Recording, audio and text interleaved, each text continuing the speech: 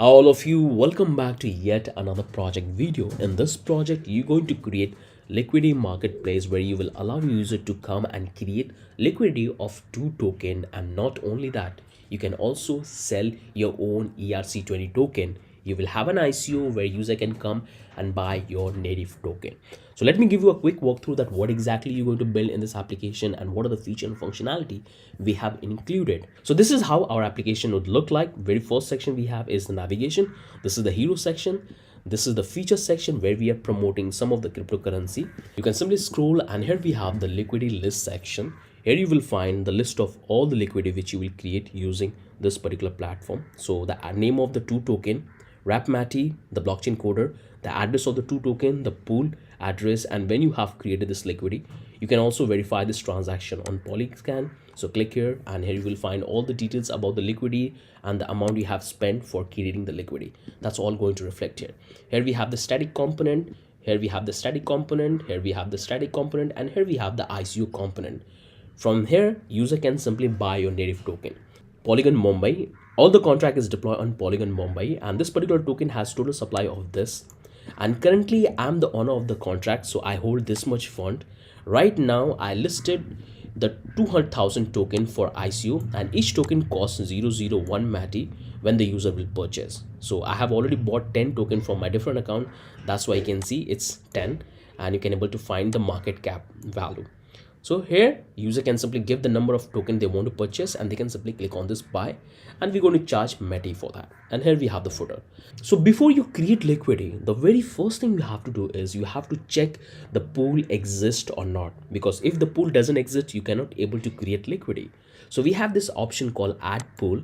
Here you have to provide the address of the two token and the fee, and this will return the address of the pool which we're going to utilize internally to create more liquidity. Let me check the pool which I have already created on Polygon Mumbai between Rapmati and the blockchain coder, which you can see right here in the list. I'm going to use the exact pool.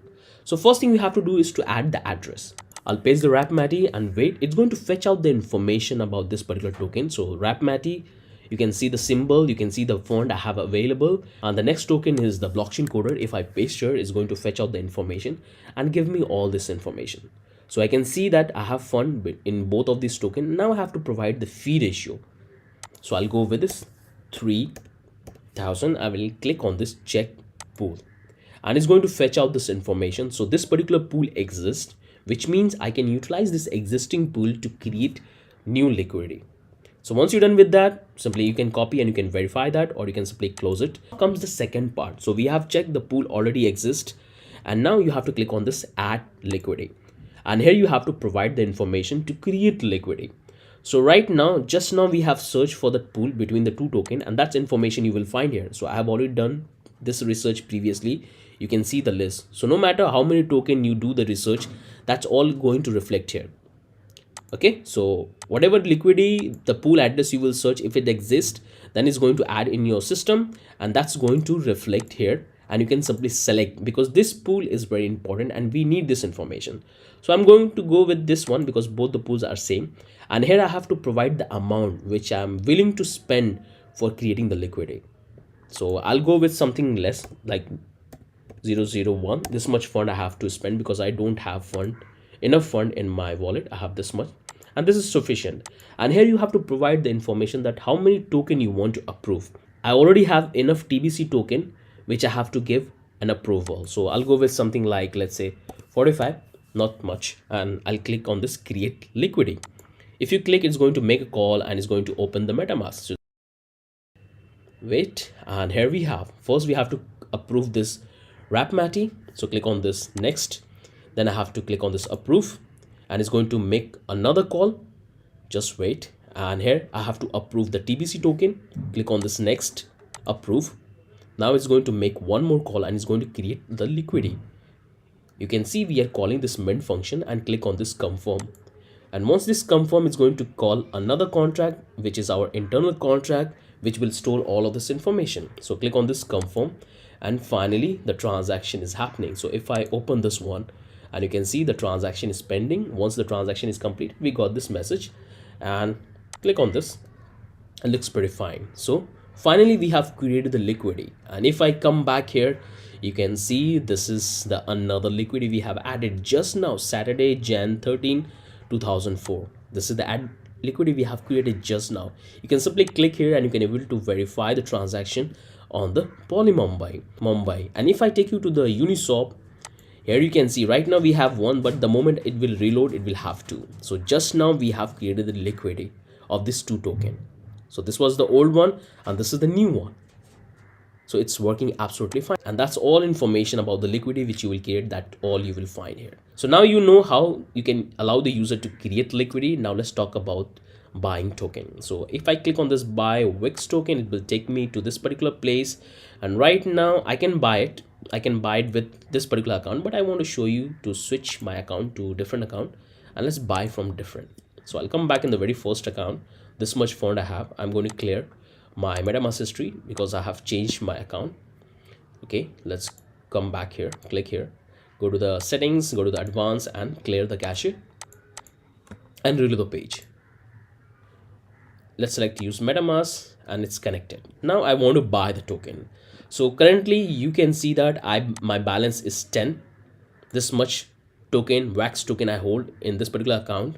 And right now we have a lot of token for sale. So I'm going to buy close to, let's buy 10 because I don't have much fund and because here I have to pay the amount. So I'm going to buy 10. Click on this buy Wix token. It's going to load and it's going to open the MetaMask. You can see I'm spending this much fund for buying the token. Simply click on this confirm and it's going to make the transaction. And once it's transfer the fund, it's calling the buy token function and just wait. It's loading. And once the transaction will complete, it will reload the page and finally I bought the token. So here it's fetching the information, just wait. Right now I have this 20 and here we have the 20. The market cap of the available token is this much. So things are looking absolutely fine.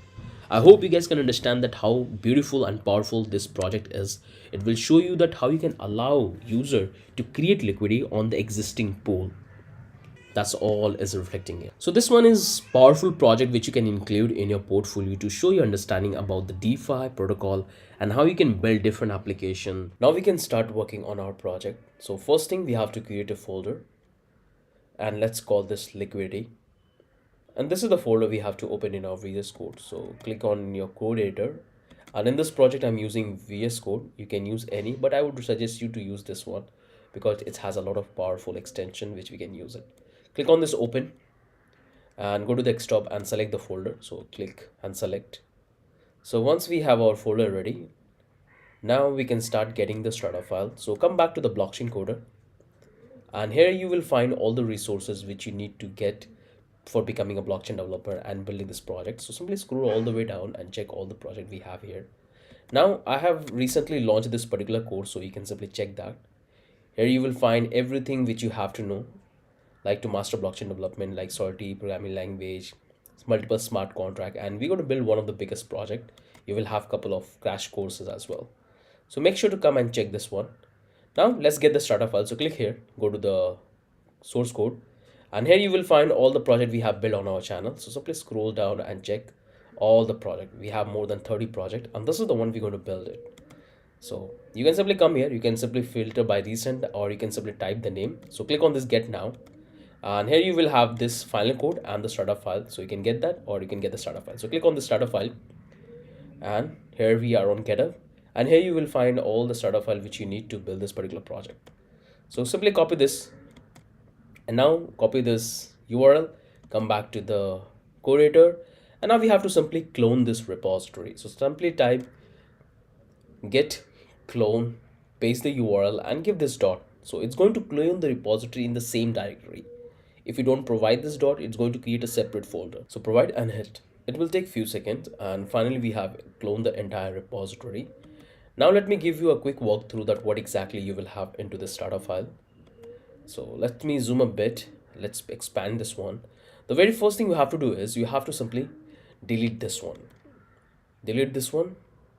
Now open this component folder. Inside that you will have this CSV folder. Inside that you will have the icon, and we have the rest of the components. So if I open this one, this is the two icon we have for the footer, and we have the access, add liquidity, pool, all these components we have here. And we're going to simply import all of the component to in this index file, and from here we're going to export it, which I have already done in the startup file, so you don't need to do anything in here. And we have the list of the component. So far things are good. Now close this one. Now let's come back to the context, and here you will find some important resources which we need to work around this crypto exchange. So we have the API. We have two different type of API, one for the ERC20 token and the one is for the factory contract which we are utilizing. So this is the factory contract and this is the contract which we're going to build together. So I have given you this API in advance, but you can simply delete it or you can keep it. But I would suggest you to let it be like this, because later when we'll deploy the contract, we'll generate a new API, and that's what we're going to simply replace with. So this is fine. We have all the API and we have this constant. In that we're going to do some setup for our addresses and the APIs, and here we're going to build the entire context management, and that's what we're going to simply export from here. So this is the context we have. Now we have the contract, and inside the contract we have these three files. We have ICO contract, liquidity contract, and our token, ERC20 token contract, which we're going to code together. Now we have to say the page, it's going to be a single page application, but here you can see in the app.js I've already done all the configuration for adding the JavaScript, because we are using some sort of animation as you have seen in the demo. So we are using all of these animations libraries which has different utility models. That's what we are utilizing here. So you have to let it be like this. All these files are coming from the public folder. So inside the public, you will have the CSS, font, images, and JavaScript folder. So we are getting all of this from JavaScript and JavaScript plugin. You can see it's had the huge files. You don't need to do anything in here. So close this one. Now, if you see this CSS file, this is what we're going to import in our global CSS. And we have the font, and here we have the images which we're going to utilize it. So we have all of these different images which you can do the experiment, but I would suggest you to simply follow the project the way I'm building it. Now close this one, close this one, now close this one. And here we have the page, index page, and it's going to be a single page application. So all the component we're going to simply import here, and context function we're going to import here. Now close this one. Now come back to the script. So here we have the deploy script which we're going to create together for deploying this particular contract. So here we have the style and we have the global CSS. So I have already done the import. So this is the CSS files we have, and I have already written some custom CSS which you will find here. You don't need to do anything in here. Once you complete the project, you can do the modification in the color and the styling, but just build as it is. Now we have the test, which you don't need to worry about it. Here we have the utils folder. In that we're going to write the utility function which we're going to use it like for handling error and for managing the addresses. So that's what we have here, and this is what we have. And here we have done this particular configuration. So close this one, and here we have this Next.js config file. Don't need to do anything in here. And here we have this package.json file, and you have to pay a little attention here, because whatever script we're going to utilize it here, whatever packages we're going to utilize is here, it's 100% compatible the package version we are using here. So this is our script for development, and here we have the dependency. These dependencies are very important. You have to use the exact one, the one I'm using right here. So this is the hardened version we are using. Make sure you have to use the exact one, and everything looks fine. Don't need to do any changes here once you download the starter file. So we have these packages. Now all we have to do is to simply install this one. So come back here in the readme file. Here I have provided some important links which you can simply check. So close this one. Now we have seen the folder and file structure for our project. Now it's time to install the packages. So simply open up your terminal and simply clear your terminal. Now before you install the packages, you have to check your node version. So this particular hardened package is 100% compatible with this particular node. So if I open this node, so right now we have this 20. So those of you who will have latest version of node like 19, 20, this hardened is not compatible with this particular node version. Maybe in future they're going to update the hardened package and it will be compatible with this particular node version, but right now it's not compatible. You can easily come back here in the hardened installation, and here you will find the entire information that why it's not compatible, when it's going to be compatible. So make sure to come and have a look. So it is compatible with this particular version. So you have to install the exact node version which I am using, because hardened is compatible with this particular node version. If you will have the higher node version, it's going to unzip the entire package and it will install individually one by one. In that way, this particular hardware will not going to work in the project. So we need as a global installation which is compatible in this particular version. So simply type, we can type node dash v. So make sure you have to have this particular node version v18.12.1. if you have the higher version, make sure to downgrade it to this particular version, which you can do it very easily. And if you have the lower version, make sure to upgrade it to this particular version. Now you have to also check your npm version. So I'm using this particular one. So these are the two must installation version you have to do in your computer before you start working on this project, which is very easy. All you have to do is to simply downgrade your node version to this particular one. And in case of you don't want to use hard hat and you want to do all this deployment of the contract and testing on the test network, then you can easily skip this hard hat. For that, what you have to do is make sure to keep this particular folder contract, and inside that make sure to have this 3 contract files and write down all the contract which we're going to write it together in this particular project. Keep it there. The only thing you have to do is you have to remove couple of folders. You have to remove the script folder because we will not use the hard hat, and you have to remove the hard hat config file, and you have to also remove the hard hat packages from the package.json file. Simply remove that if you don't want to use hard hat in the project and want to do the deployment of the contract to the test network. Now come back here and let's try to install the packages. You can see I'm getting this particular warning. The reason why I'm not upgrading because I have a couple of projects which is going on and I have to do the testing, and I'm using this unit test using the hard hat. That's why I'm keeping it. But after a few days, once I will complete the project, definitely I'm going to upgrade to my latest version and it will not cause any issue. So simply remove that. We have done the successful installation. Now let's start the application. Type npm run dev, and here our application got started on localhost 3000. So simply copy this one and let's come back here, open a new tab, close this one, open a new tab and paste here. So our application is working absolutely fine.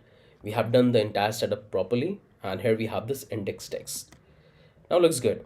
Now come back here, stop the application from running, and let's clear it out, close this one. Now what we're going to do is let's build out all the important functionality for our application. So let's start with that. So first thing what I'm going to do is I'm going to start with the utility model functionality. So come back to utilities, and here we have to write the 2 important function which allow us to sort the address, and whenever any error take place in the contract, we have to capture that and we have to display in the front end as a meaningful message. So let's build this 2 functionality, which is very simple. We can do it very easily. So close this one. We have to say export const short address.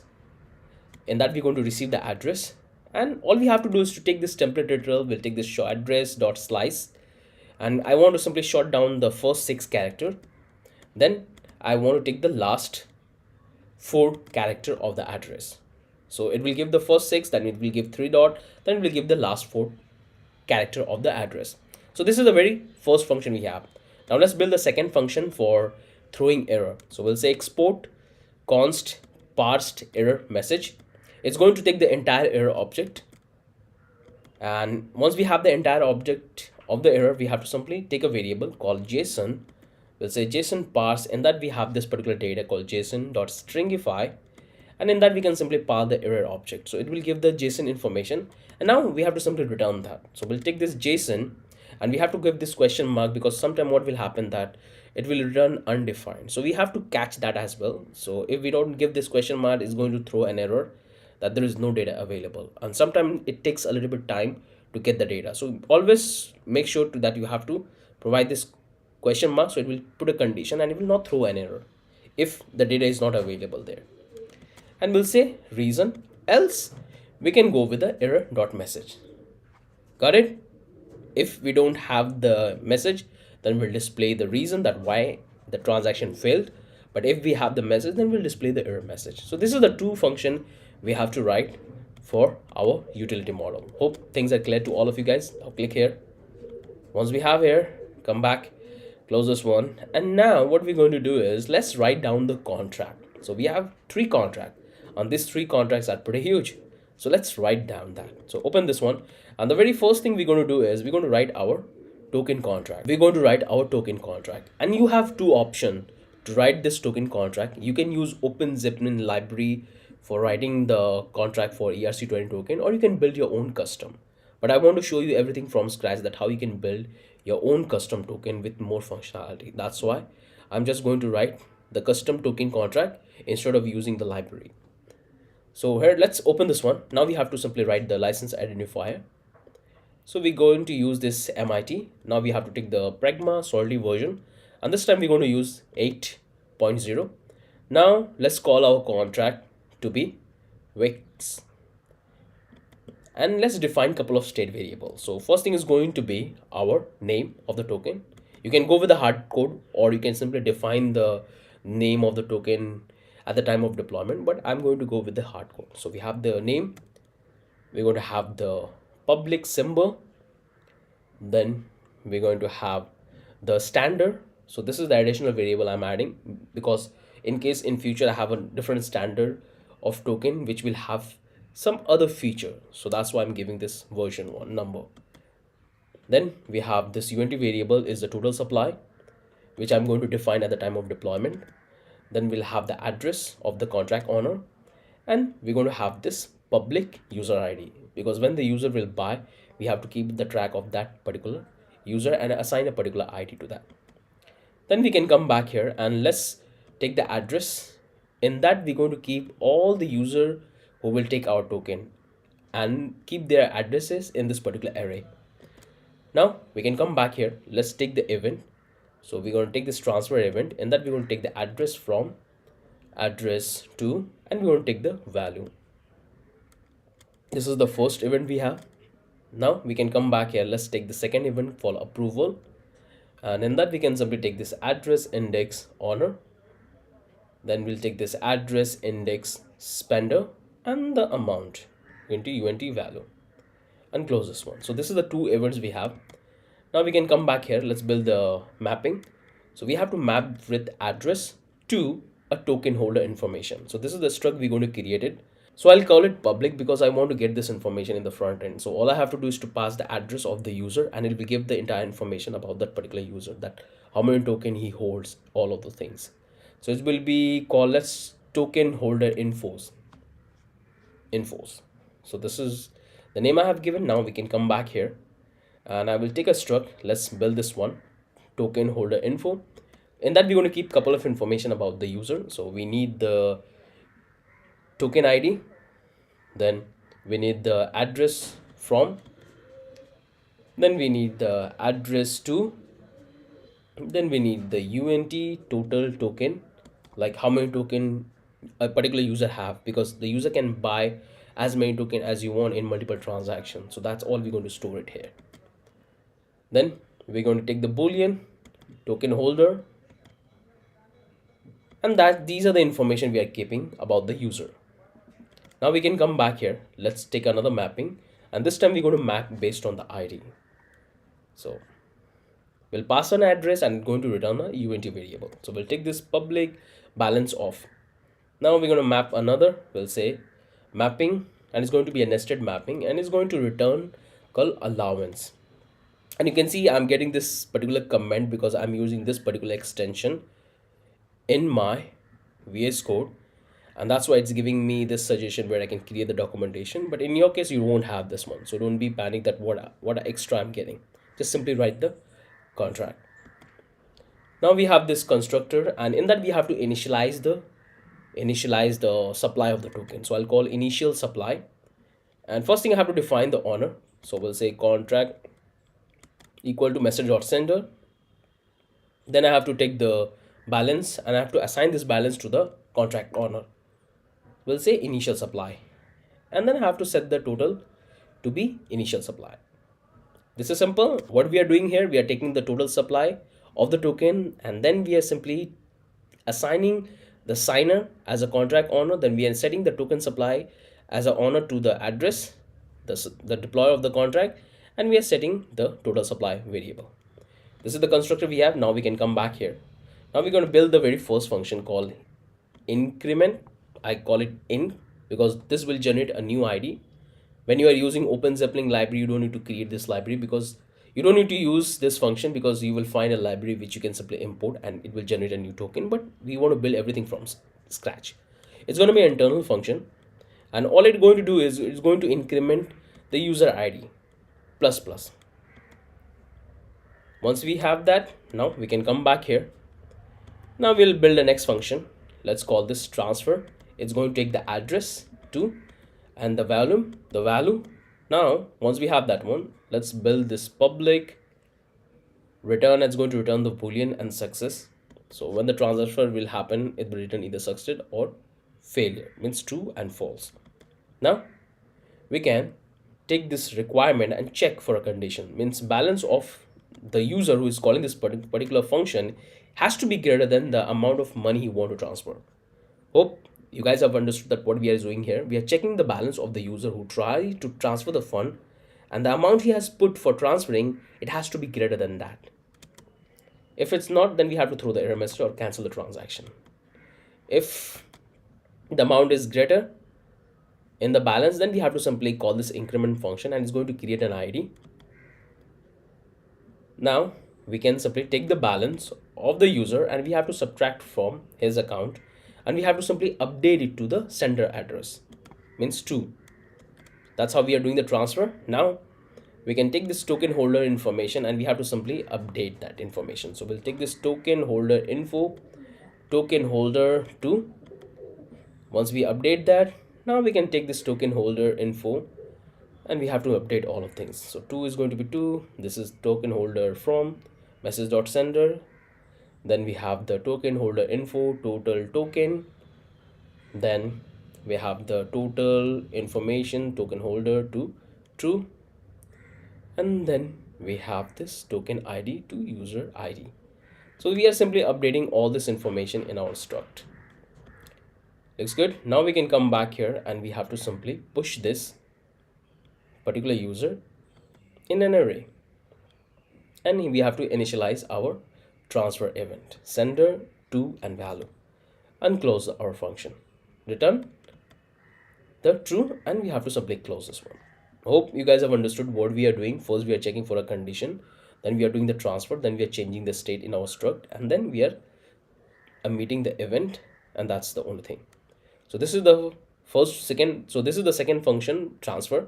Now let's write the next function, call function approve, and we'll say address spender amount is going to be the value which user wants to approve to other user to transfer on behalf of him. So this is the very normal function which you have to attach if you are building an ERC20 token. So you can check their documentation that what are the required function you need to have in your token. So this is the approve. Now it's going to be a public. We'll have the return, and it's going to return the boolean success or false. Then what we're going to do is first we're going to take this allowance and we have to check that message.sender and spender. So we have to build that relation. It's going to be the value, means the message.sender who's calling this function, he's allowing the spender to spend this much fund. So that's what we have built. Now we have to simply initialize this approve statement. We are allowing message.sender, spender, and volume value, and we have to simply return true. So this is a very simple function. It's not science rocket. We are taking the address of the spender and the volume of money, the token he wants to send on behalf of us, and that's what we are simply building here in this allowance. So this is our approve function. Now we can simply go to the next function. Let's call this transfer from. This is also a very mandatory function which you have to follow in ERC20 token development. So we're going to take this address from, then we're going to take this address to, and we have to take the value. These are the information we are getting. Then we have to make it public return, and we're going to return success or failure. In that we have to take this required statement and we have to check for a condition. So we'll say value should be less or equal to the balance of the user, means the one who tried to approve or transfer from, we have to check his balance, and his balance should be less than the amount he tried to send. That's the condition we have to check. If it's not that, then we have to simply cancel the transaction and throw an error. That's the first required statement we have. Now we have to check the another one. We'll say value less or equal to allowance from and message.sender.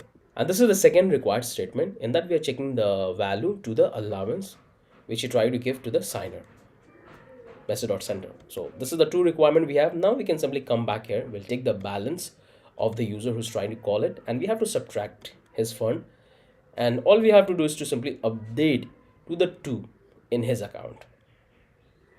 Once we're done with that, now we can take this allowance and simply deduct this message.sender to his volume, because when the user will allow someone else to transfer the fund on behalf of him, so he has given couple of amount to them, so we have to subtract it from that amount as well which he allowed. So if I allowed account B to transfer 50 token on behalf of me, so whenever the 50 token transfer take place, I have to deduct that 50 transfer. We have to simply initialize the event transfer from to and value, and at the end we have to simply return a true. And that's our transfer from function.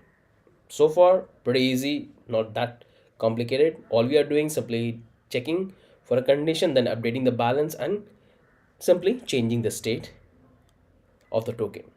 Now we can come back here. Let's build the next function called get token holder data. All we have to do is to simply get the address of the holder, and it's going to return the entire information about that particular user, that how much fund he has, what is the token ID, everything and all.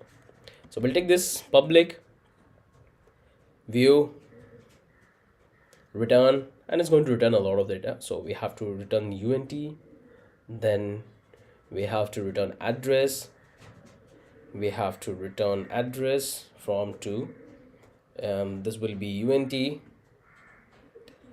this will be boolean, and these are the 5 information we are taking. Now we have to simply return that. So we're going to simply use the mapping. So we'll take this return, we'll take this token holder, in that we can simply pass the address, and we'll call it token ID. And this is exactly the same thing we have to do for other data as well. This one is to, and this one is going to be from, and this one is going to be the supply, the token value, total token, and it's going to be the holder or not, so it will return the boolean value token holder. And these are the information we are simply returning from this particular function. Pretty simple, not that complicated. Now let's come back here. Let's move to the next function. We'll call it get token holder, and this will return all the token holders. So we'll take this public view return, and it's going to return an address array, because we already have taken this array, and we're going to return the entire users. So we can come back here. We'll take this return holder token, and that's the only thing we have to do. And this is the entire contract we have. You can see we have taken this state variable for our token. This is the Solidity version, license identifier. This is the state variable of our token, initial stage. In this we are keeping the address of all the holders. This is the event, approve transfer. This is the mapping for token holder info. This is the struct, in that we are keeping the ID, from, to, total token, and token holder state. We have this two mapping, one for allowance, one for balance of. We have the constructor which will initialize our contract. Here we have the increment function, and this is the transfer function we have. So we are taking this information, checking for a condition, updating the balance, and updating the struct, and at the end we are simply returning the true. Simple. So simply close this one, and looks good. Now let's close this one as well. So this is the one, close this one as well. So this is the transfer, this is the approve. Very simple. Getting this, close this one, close this one, and here we have this transfer from, close this, and this is the changes, close this one, and here we have this get token holders, and simply running all of the data. Close this and close this one, and here we have this get token holder information. So this is the entire smart contract we have written for our token, and that's what we're going to utilize it in our ICO token ICO sales contract. So click here. Now we have to go and write this particular contract, ICO works. So this is the next contract we're going to write it. So come back here. First we have to import the license identifier. Then we have to take the pragma stability version. We have to import our token contract, which is coming from the same directory. Now we have to build the contract. So let's call this ICO works. Then we have to refer the address. So we'll say admin Then we have to take the token contract. So we'll say Wix public token contract, and this is what we're going to initialize at the time of deployment of this particular contract. In that we have to simply pass the address of the token. This is what we have. Now we can take this unt 256 public, which is going to keep the price of the token, which we have to initialize at the time of deployment of the contract. Now we can take this unt variable, we'll call it token sold. That this will keep the count of how many tokens got sold so far, because we have to transfer the tokens to our token sell contract, which going to have the details that how much token is available in the token sell contract for sale. And whenever any sale will take place, we have to simply update into our token sold unt variable. Now we can come back here. Let's take an event. We'll say sell. We'll take the buyer. It's going to take the amount. Then we're going to come here. We'll take the constructor, and in that we have to simply take the address of the token contract. Let's say token contract. But then we have to take the price as well, token price. So once we have that, we have to simply update the admin address message.sender. Then we have to update the token contract to be token contract, and we have to update the price of the token. So we'll take price, token price to be token price. So this is the constructor we have. Now we can come back here. Now we have to write our very first function. So let's call this multiply. In that we're going to take two number x and y. It's going to be internal function. We'll say pure return. It's going to return the third variable, which is a c. I hope you guys are following the interview questions and playlist in which we have talked about this extensively, that what role it's play and what kind of question you will be asked when you will start giving the interview. So make sure to check that playlist as well. So it's going to run the c variable. I call it z, but you can call it c as well.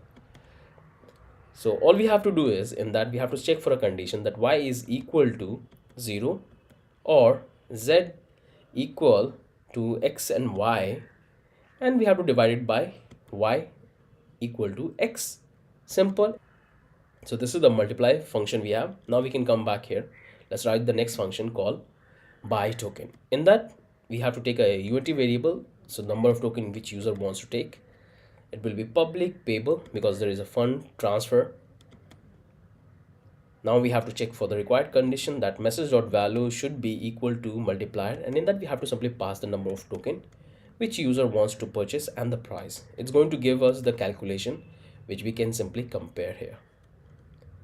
That's what we have here. Now we can come back. We check the next condition, that contract token contract dot balance. So now the second check we are doing, that we are checking for the contract balance. The token sell contract balance should be greater or equal to be the number of token which user wants to purchase. So this one is a little tricky. It's not tricky, it's very simple. In the first condition check, we are checking for the price, the number of token user wants to buy it and the price is paying. And then in the second statement, we are checking for the token ICO token balance to the number of token which user wants to purchase. These are the two checks we have. Now we can come back here. Let's do the third check, token contract transfer. And we have to simply call this method.sender and the number of token he wants to purchase, because we have to convert it into an ether. So we have to say 1 and we have to provide 18.0. Hope you guys have understood that what exactly we have done. We are simply doing the transfer using the function called transfer, which we have inside the token contract, and we are passing the address and the number of token, and we are simply multiplying with the 1 and 18.0. Once the transaction take place, we have to simply update our token sold to the number of token got sold, and we have to simply initialize our sell event, message.sender and number of token, and close this function. So this one is pretty easy function. We are doing a couple of check and transfer of the fund, updating our token sold state and initializing the event. Now we can come back here. Let's write the next function called function end sell. This function is very important. Like in the previous contract, you will find that this function was not there, but in recent time what happening in most of the ICO contract having this particular function, because sometimes what happened that some kind of bugs you will have in your token contract or maybe token ICO contract. So you can end that particular contract and prevent the user from buying the token. So that's why it's a very important function which you have to keep in mind whenever you are building any kind of function which is going to reset everything. So we'll call this end sale. It's going to be a public, and here we have to simply call this requirement. So we'll say message.sender is going to be the admin because he is the only one who can call this function, And here we're going to make the second check. We'll take this token contract dot transfer, and we have to simply transfer the fund to the admin address. So admin, and we'll transfer the entire fund which is available in the token contract. We'll say address this. Close this one. Close this one. Then we have to simply call this payable admin transfer balance, and that's going to make the transfer. And that's the only thing we have to do here in this particular contract. Pretty simple, pretty straightforward. We have the basic functionality which allows us to do this transaction. So first thing we have taken this light is sent identifier Solidity version. Then here we have imported our token contract. We have, if I come back here, you can see this is the token contract we have built, and that's what we are importing here. And here we have the state variable which keep the admin address, token contract, price, and token sold. We have the event, we have the constructor, we are simply updating the information in our state variable. We are taking the token contract address and the price. Then we have this multiplier function which is going to track the pricing of the token. Then we have this buy function. We have this 18, you can simply calculate it, or you can simply use any kind of converter. So that's what we have here. Now we are simply updating. Then we have this end sale, which is pretty simple function. So we are done with this ICO works contract as well. Looks fine, no issue we have. Looks good. Now come back here, and now we have to write the liquidity contract, which is going to keep the track of all the liquidity which user will click using our platform. And so this is what we're going to build now. So we'll take a license identifier. Then we have to take the Solidity Pragma version is going to be 8.10. And now we're not going to import anything in here. Let's call this contract and call this liquidity.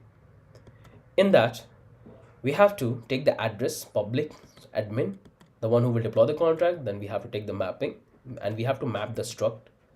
So we'll say liquidity information. It's going to be an array type. We'll say public liquidities. Okay, make sure to give the exact name the way I'm giving. So liquidities. Once we have the mapping, now we can come back here. Let's take a UNT variable called liquidity ID. So by liquidity ID, and it's going to start with 0, 1, 2, 3. After every token will create, this number will go up. Then we can take a struct called liquidity information. In that, we're going to take all the information from the user. So we want to take the ID. Then we'll take the address, the one who's doing the transaction. Then we'll take the token A and the token B, because the user can create liquidity in 2 different tokens in the pair. Then we have to take the token address A and token address B. You can keep as many information as you want. It's totally up to you. Then we can keep the pool address, in which pool the user have created the liquidity. Then we have to keep the track of network, which network. Then we have to keep the track of the transaction hash. So when the user will create a successful transaction, we have to keep that information of the hash.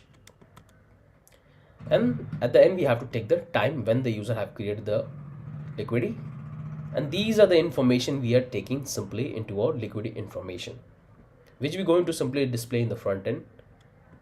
So this is the struct we have. Now we can come back here and take the modifier. We'll take this only honor, because I want to restrict certain function within the contract to be allowed to call by only owner of the contract, not by anyone. So this kind of function is very important in the contract. Then we can take a require statement, and we have to check for a condition that message.sender should be equal to the admin, the one who is calling the function. Otherwise, we have to throw this error message that only admin can call this function. So this is the simple statement. Like whoever is calling the function, check that he should be admin. If it's not, then we have to throw the error message and we have to stop the calling function. That's the first check. Now we have to give this slash. So if this particular condition fulfilled, then we have to simply execute to the other code, which is inside the function. So this is the first modifier we have. Now we can come back here. Let's take the constructor. In that, we're not going to do anything. We have to simply update the admin address, because he's the one who's going to deploy the contract. That's the constructor. Now we can come back here. Let's call this function add liquidity, and in that we have to simply take all the information about the liquidity and we have to simply update into a smart contract. So let's do that. We're going to take string memory token A, then we have to take the token B, then we have to take the token A address, then we have to take the token B address, then we have to take the pool address, and we have to take the network, then we have to take the transaction hash. So these are the information we are taking inside this function, and we'll call it external. Once we have that, we'll take this liquidity ID and we have to simply increment. Then we have to create a new ID, call this current liquidity ID to liquidity ID.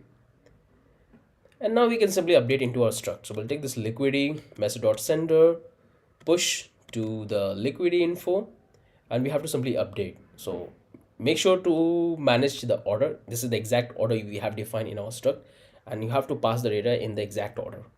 So we have the ID, then we have the owner message.sender, then we have the token A, then we have the token B, then we have the token A address, then we have the token B address, then we have the network pool address, then we have the network, and the last one is going to be, not last one, we have the key transaction hash, and the last one is going to be created block.timestamp. It will give us the time. Now simply close that. So that's how we can update the information into our liquidity, the struct we have created. Now we can simply come back here and close this one. So this is the only thing we have to do here into this particular function. We don't want to return anything. So that's the only thing we have to do here. Now we can come back here. Let's build out other function which allow us to get the information from this contract. So we'll take this function get all liquidity.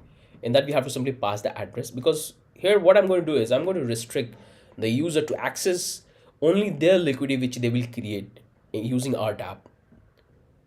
So this is a very important, because we have to keep their liquidity private. You can make it global and display all the liquidity which user will create, but I want to go with, you can simply display all the liquidity which user will click in your DApp, but I don't want to do that. I want to display to the user only their liquidity, not others liquidity. So we'll take this address, we'll say public view return, and it's going to return the entire liquidity array. Now we're going to take this return liquidity, we have to simply return that, and that's the only thing we have to do. Now we can come here, let's write another function called transfer ether external paper, because sometimes we have to take money from the user. So we'll call this requirement message.value should be greater than 0.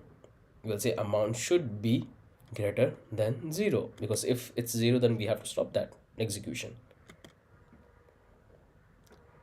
Now we can simply transfer the ether to the specify address.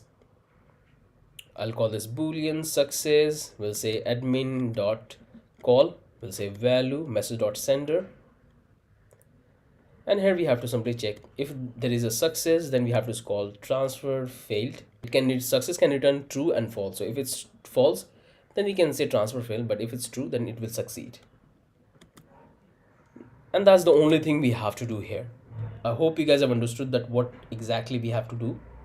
This is pretty simple. We have taken this contract, license identifier, liquidity, storing this state variable. This is the struct. We are taking all of this information about the liquidity.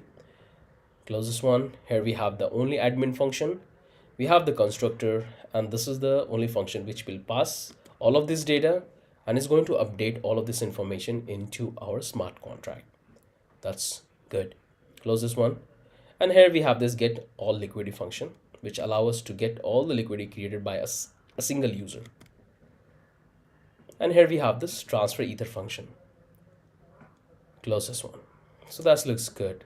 Now we can come back here and things are looking pretty fine. So we have done the most important part. You can call it the backbone of our entire DApp. We have written all of the smart contract. So it looks good. This liquidity works pretty good.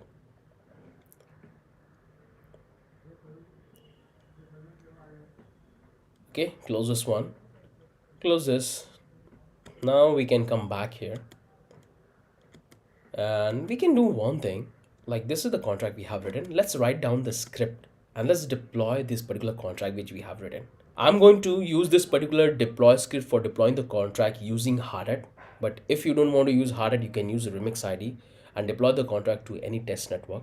But I would encourage you to use Hardhat because Hardhat is a powerful tool. It will allow you to test your contract very deeply, and it's a powerful tool when it's come to smart contract development. So I would always encourage you to use and learn about Hardhat because this is the most required skill you need to have when you start working in an organization. So let's write down the script for deployment. So first thing we have to import the Hardhat. I'll call it HRE because that's what they have referred in their documentation, and that's what I'm going to call it. But you can literally call anything. Now once we have that, now we have to build a function which allows us to convert the ether into way, and we're going to use it for a price, we're going to use it for a token. So let's call this one tokens. In that we're going to pass the number of token, and it's going to simply convert into a way. So we'll take this return ether.utils.parsed unit.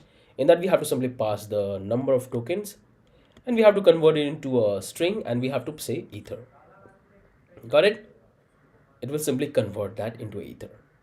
All you have to do is to pass the number. So this is the function we have. Now we can come back here and let's write the main script which allows us to deploy the contract. So we'll take this async call function main. In that we have to first deploy our token contract because our token contract, the ICO contract, is dependent on the token contract. So order is very important. So I'll call this works token. I'll call this initial supply. So what is the supply I want for my token? I already built this internal function called token. I want to be having this much supply for my token.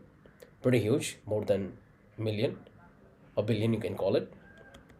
Now we have the token supply. I can come back here. Let's build the works and let's deploy the token. So we'll take this await hardhat.ether get contract, and that we have to pass the contract name. So we'll say get contract factory takes the contract name, and this is the name we have given to our contract.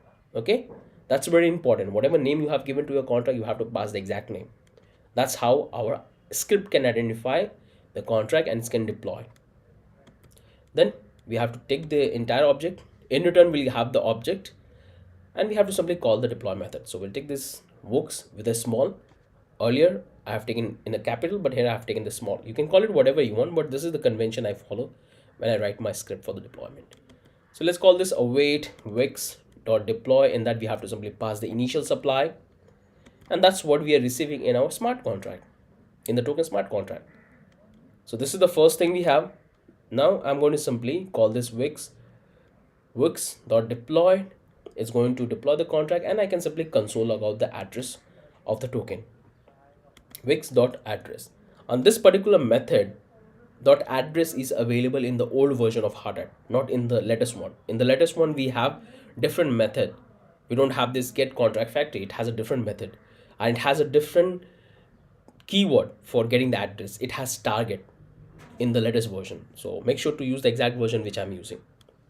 So this is how we have successfully deployed our token contract. Now we have to deploy our ICO contract, and we have to do exactly the same thing. In ICO contract we have to pass two things. We have to pass the price, and we have to pass the address of the token contract. So we can take the price, and we have this particular function. All I have to do is to simply pass the amount I want to set for my token. So this is the fund I want to set for my token. So one token is equal to like 0.001 ether. Once I have that, now I can do the same thing which I have done above for the token contract. Pass the contract name ICO works. Then I can simply call the method on the object ICO works deploy, and in that I have to pass the token address. So I already have that works.address, and I have this token price. So these are the two things we are receiving in our token soil contract. Now we have to call this await and deploy, and console log out the address of this ICO token, ICO contract, sorry. So we have deployed the ICO contract as well. Now we have to deploy our liquidity contract. So call liquidity, do the exactly the same thing. Get contract factory, liquidity, we'll say liquidity, deploy, and we'll say await dot deploy, and we have to simply console log out the address. Got it? Now let's call this particular function. So we can come here, main catch, and if anything goes wrong, we have to catch that error as well. So we can say console.log, else we can simply proceed ahead and we can say process.exit code 1 and simply do this. I hope you guys have understood what exactly we have done here. That's a very simple script we have written, and we have written tons of time this in our other project. So this is the hard hat. We have this utility function we have created right here. Convert the amount into ether, and here we have the token deployed. We are deploying and getting the address, then we are deploying the ICO, we are getting the address, and we are deploying our liquidity contract. And that's the only thing we have to do here in the deploy script.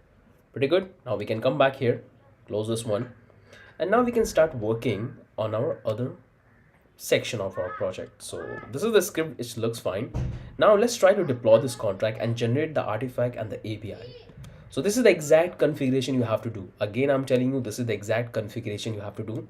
This particular endpoint, you can see I have used Acmely for this particular endpoint, RPC endpoint. This might not work in the future because I can delete that. So you have to paste your own RPC endpoint. So to get that, come back here.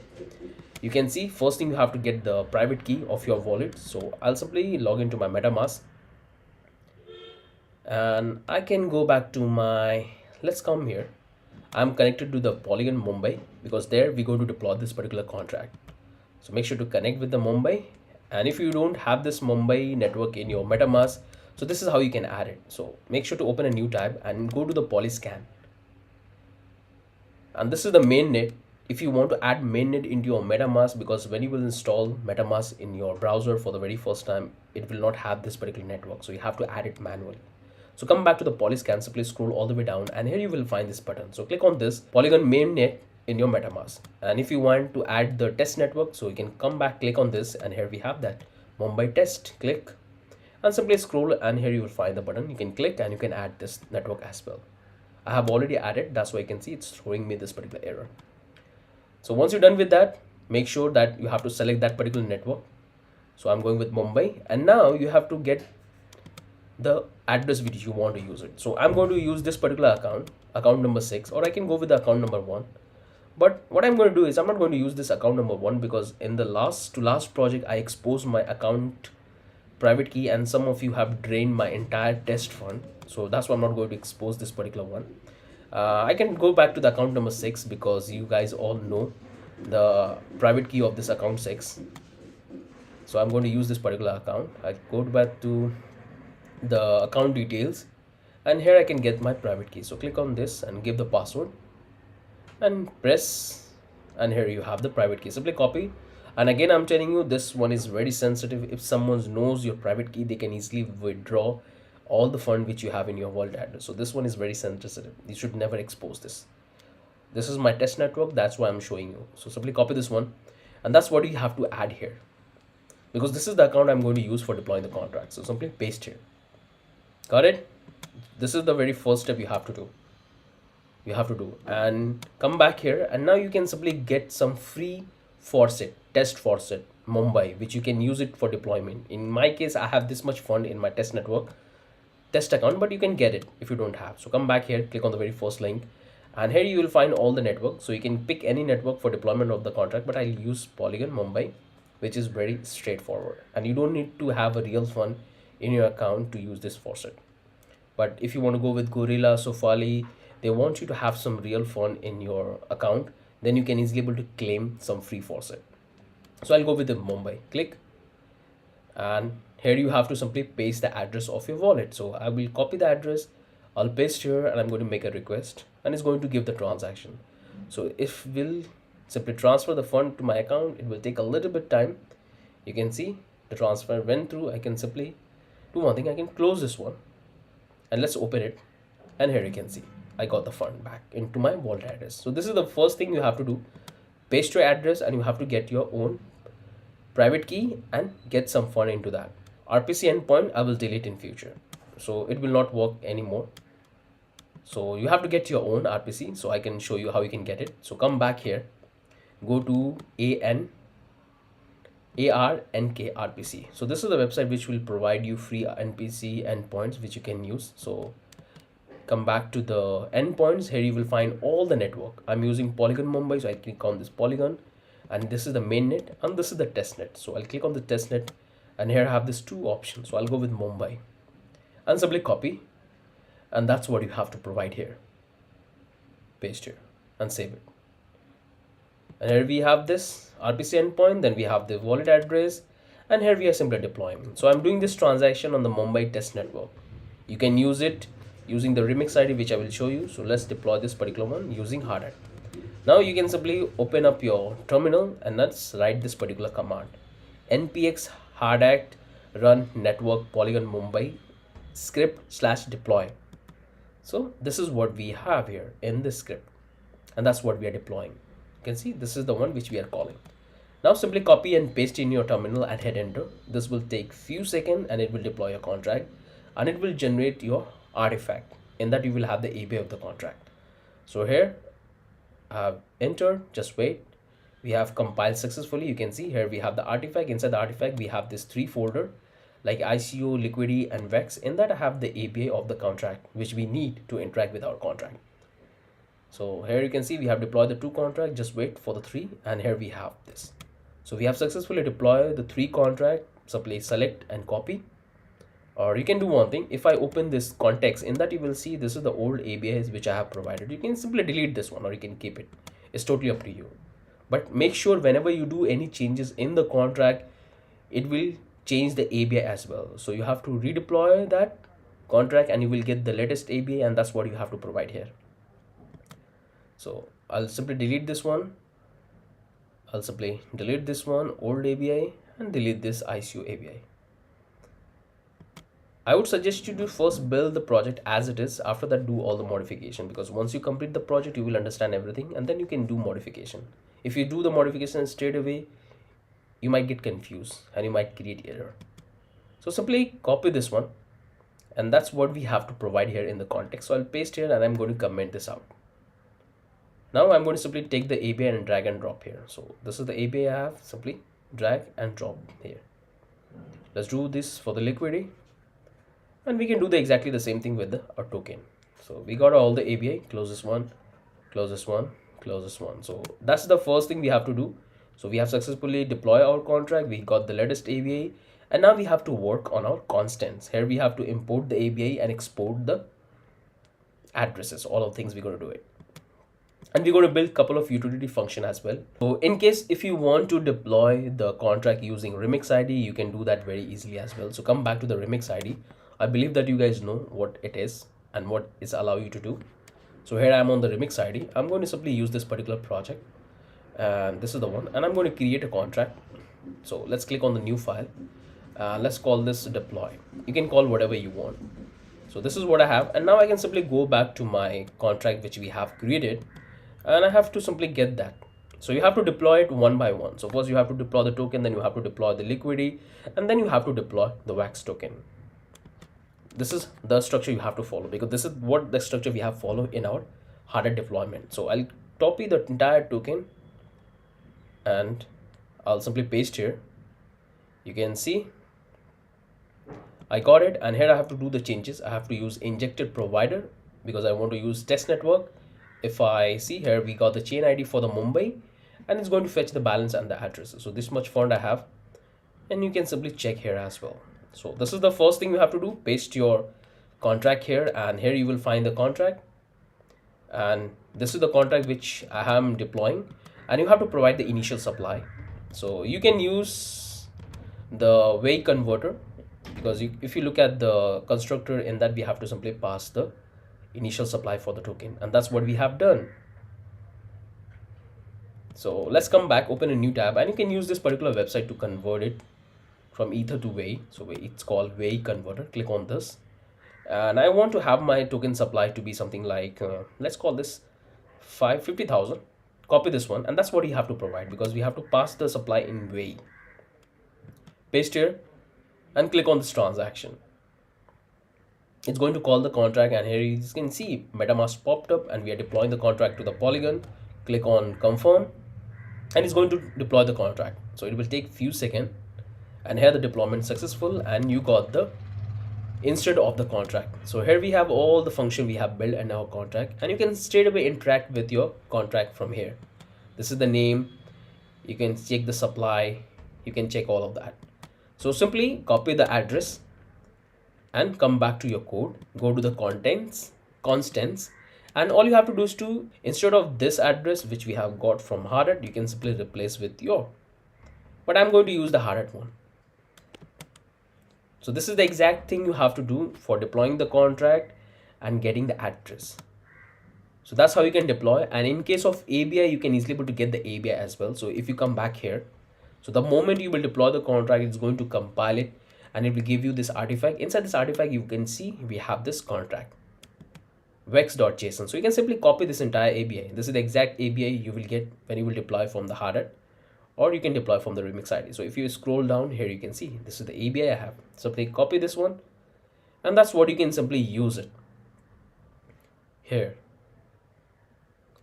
In this way, you don't need to be dependent on hardhat. You can simply straight away interact with the remix ID and deploy and get the ABI. So this is exactly what you have to do for all the contract. I hope it gave you better idea that what exactly you have to do if you don't want to use hardhat. But I would encourage you to use hardhat, because in that way you will understand hardhat and it will help you a lot when you will start working in the DeFi and testing the contract. So we're done with that. Now we can start working in our constants. So we have the 3 address. Now we can come back here. We'll import Ether package. Then we have to import Web3 model. Many of you have said that Web3 model is depreciated. Yes, but you have to use the exact version and it will work fine. Because this particular package will allow you to write custom functionality for connecting with the wallet. And it's pretty straightforward. So we have these 2 packages. Now we can come back here. Now we have to do the internal import. So we have to import the API. So we'll take this factory API, which is already given to all of you guys. It's coming from the same directory. Then we have to import the ERC20 API, and it is also given. And now we have to use our ABI, which we have created for our tokens. So we'll call it Vox token ABI. Then we have to get the ICO ABI. Then we have to get the liquidity API. We have all of this. Now we can come here and let's build the export module for the tokens ICO and liquidity. So we can call this into our context folder. So let's start with the token first. I'll take export const and let's call this Vox address. And this is the address of our token. I've simply copy and pasted here. Now we have to simply export the ABI, token ABI. So I'll say export const Vox ABI, and we have this Vox.ABI. So this is for the token. Now let's do for the ICO token cell const ICO address, and let's paste that address, the address of the token cell contract. Now let's do the same thing with the ABI of the token cell. We'll say ICO.ABI. Now we have to do exactly the same thing with the liquidity address, and this is the liquidity address. Now we have to export the ABI of the liquidity, and this is what we have. Now we have to get the factory contract address, because we are using this particular contract which is already deployed by Uniswap on all the network, and it has the same address no matter which network you are deploying your contract. Gorilla, Sofali, Polygon, Avalanche, it has the same address. So let's call this export const factory ABI, which we already have factory ABI, and now we can simply get the address and simply paste it. On this particular address, I will provide you in the description, so you can simply copy from there and you can paste, or you can also get it from the GitHub repository in the README file. I can provide you there. So from there, you can simply copy and paste it here, because this address is very important, because some of the contract function we're going to utilize is for making the transaction. So this is the factory.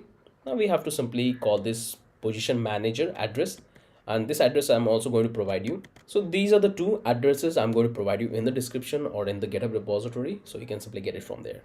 So we are doing all this import and export from here. Now we can simply come here and let's build the fetch contract functionality. We'll call it fetch contract. It's going to take the signer, or you can call it provider. Signer will take the ABI and the address. These are 3 things we're going to receive it, and we're going to call this ether package, ether.contract, and in that we can pass the address, then the ABI and the signer. So it's going to fetch the information about the contract. Now we can come back here. Let's build the functionality for called Web3 provider. And this is very important because sometimes what happened that we have to call the provider and create a provider object within the function. So let's build the as a utility function which we can call in our context management. So let's call this async. And in this, we're going to use the Web3 package. So we'll take this try and catch to check if anything goes wrong. We have to catch that error and we can display as a meaningful error message. So we'll take this const Web3 model and we have to use the package Web3 model. Now we have to build the connection. Once we have the connection, then we have to build this Web3 model dot connect. Once we have the connection, then we have to simply build the provider. We'll say provider new ether provider dot web3 provider. In that we can pass the connection. In that way we can get the provider. Once we have the provider, we can simply return the provider from the function. So we'll have the provider object and we can catch an error if anything goes wrong. So let's console log out the entire error object. So far things are good, pretty simple. We are building this particular function which will return the provider. So when the user will connect with any network, any wallet, it's going to create the provider object which we can utilize it to connect with the contract. Now we can come back here and we can simply build the functionality. So we have built a multiple function for each one of this contract, but you can make it as a global. But I want to teach you everything from basic. So I'm going to create a separate function for each of the contract, but you can optimize it for a global object. So you can use the class construction method to generate an object. All you have to do is to pass the data and it's going to do it. But I'll go with a simpler approach so you guys can understand everything in basically. So let's call the export const. We'll call connecting contract. It's going to be an async, and that we have to receive the address. Once we have that, we'll take this try and catch. So we have to catch an error. And now we have to get the provider. So we'll use the same packages. We have to do the same thing for connection. So we'll say await web3.connect. Once we have the connection, we have to simply pass the ether provider web3 provider. In that we can pass the connection. So in that way, we can use it the provider once we have the provider, or we can use the our provider function we have created. But I want to keep it synced separate. So let's go with the basically. So we have the provider. Now I can come back here. Let's create the network, because sometimes we have to get the network information that which network user are connected with. And that's the information we have to pass into our contract, because we have a data field in our contract where we are keeping the track of the network. So take this network. We'll call it await provider.get network, and it's going to give you the entire object of the network. Include the name, chain ID, and the RPC. Once we have the network, now we can come back here. Let's take a variable called signer, and we'll call it get signer. It will give me the signer object. So once I have the signer object, I can come back here. I can take the contract, and I'm going to call the internal function I have built, fetch contract, and that we have to pass the signer object and ABI and the address. So these are the three things we have to pass. Got it? Now we're going to take this. The address will come from a function when the user will pass the address into this function, and it's going to simply call all of this. Now what we have to do is, once we have the contract, now we can simply get the information. So we'll take this user address. So it's a very easy function. We can get it. I want you to write it down how to get a user address. I'm going to pause for 2 seconds and let's write down. I hope you guys have written down the how to get a user address function. So let me write it down. So we'll say const user address, we'll say signer.get address, and this will give me the address of the user who connected with application. Once we have the user address, now I can take this balance and let's check that. So we'll take this contract dot balance, and that we can simply pass the user address. So it will give us the balance of the user in that particular contract. So once we have that one, now we can take this const name. I can take the name of the contract. I can take the symbol of the token. I can take the supply. I can take the decimal point, and I can take the address coming from contract.address. So all of this information I'm getting from this.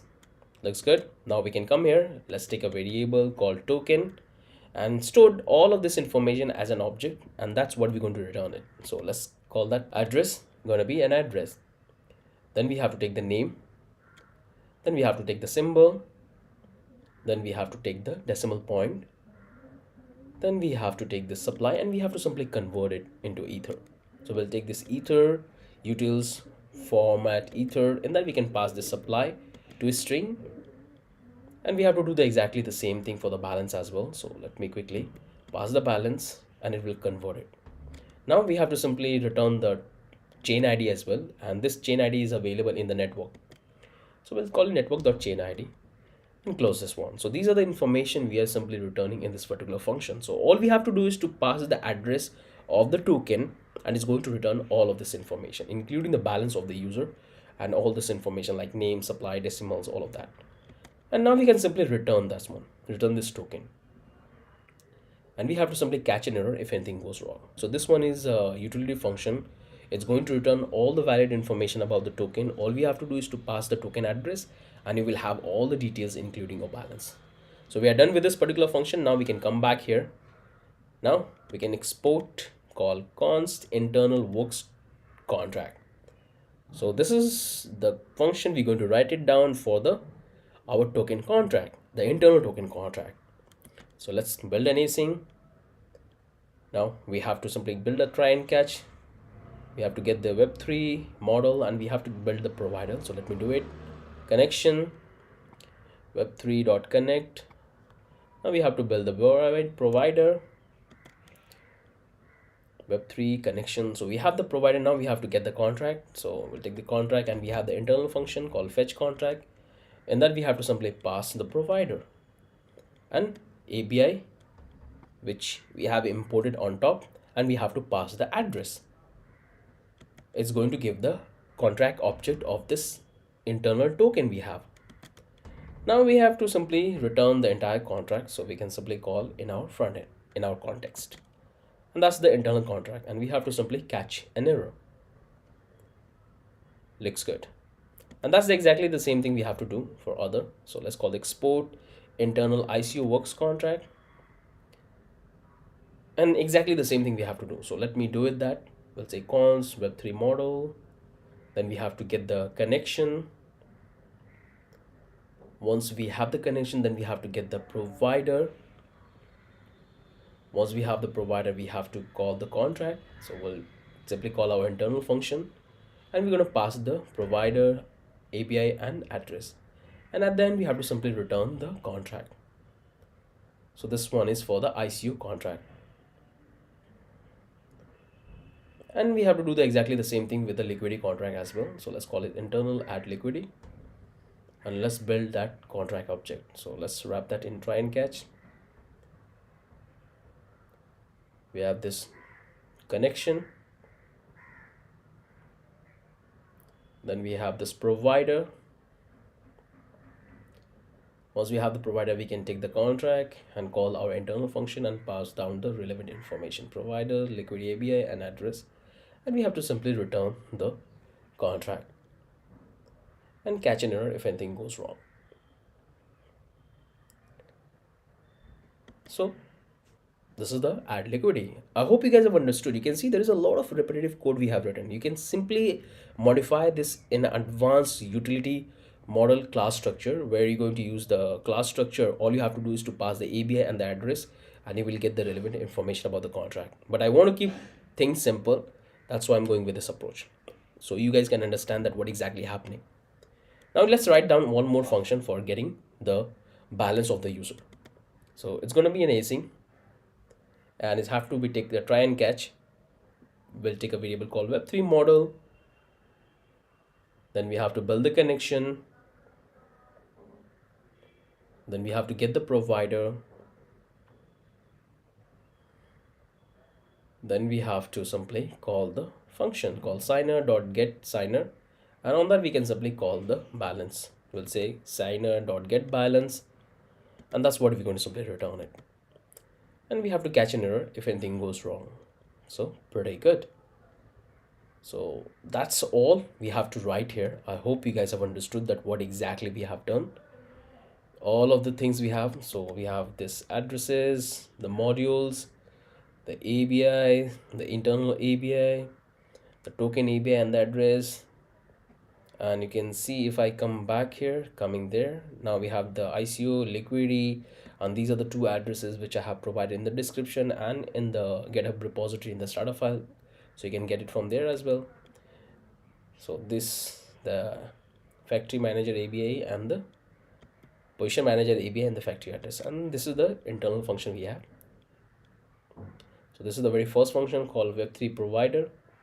This is the connecting contract for the token, ERC20 token, because different token. So we need to get the information about those token as well. Close this one. Then we have this internal WEX token. Then we have the ICO, liquidity, and we have the get balance. Looks pretty fine. So we are done with this. Now we can start working on the context. So we are done with that. Now we can come back here and now we can start working on our context setup. So click on this and this is what we're going to work next. Now we have to import React, use state, use effect, and that's coming from React. Then we have to import Ether and contract, that's coming from Ether. Then we have to import Web3 model. Then we have to import XCS. And we already install all of these packages if you check in our packages on file.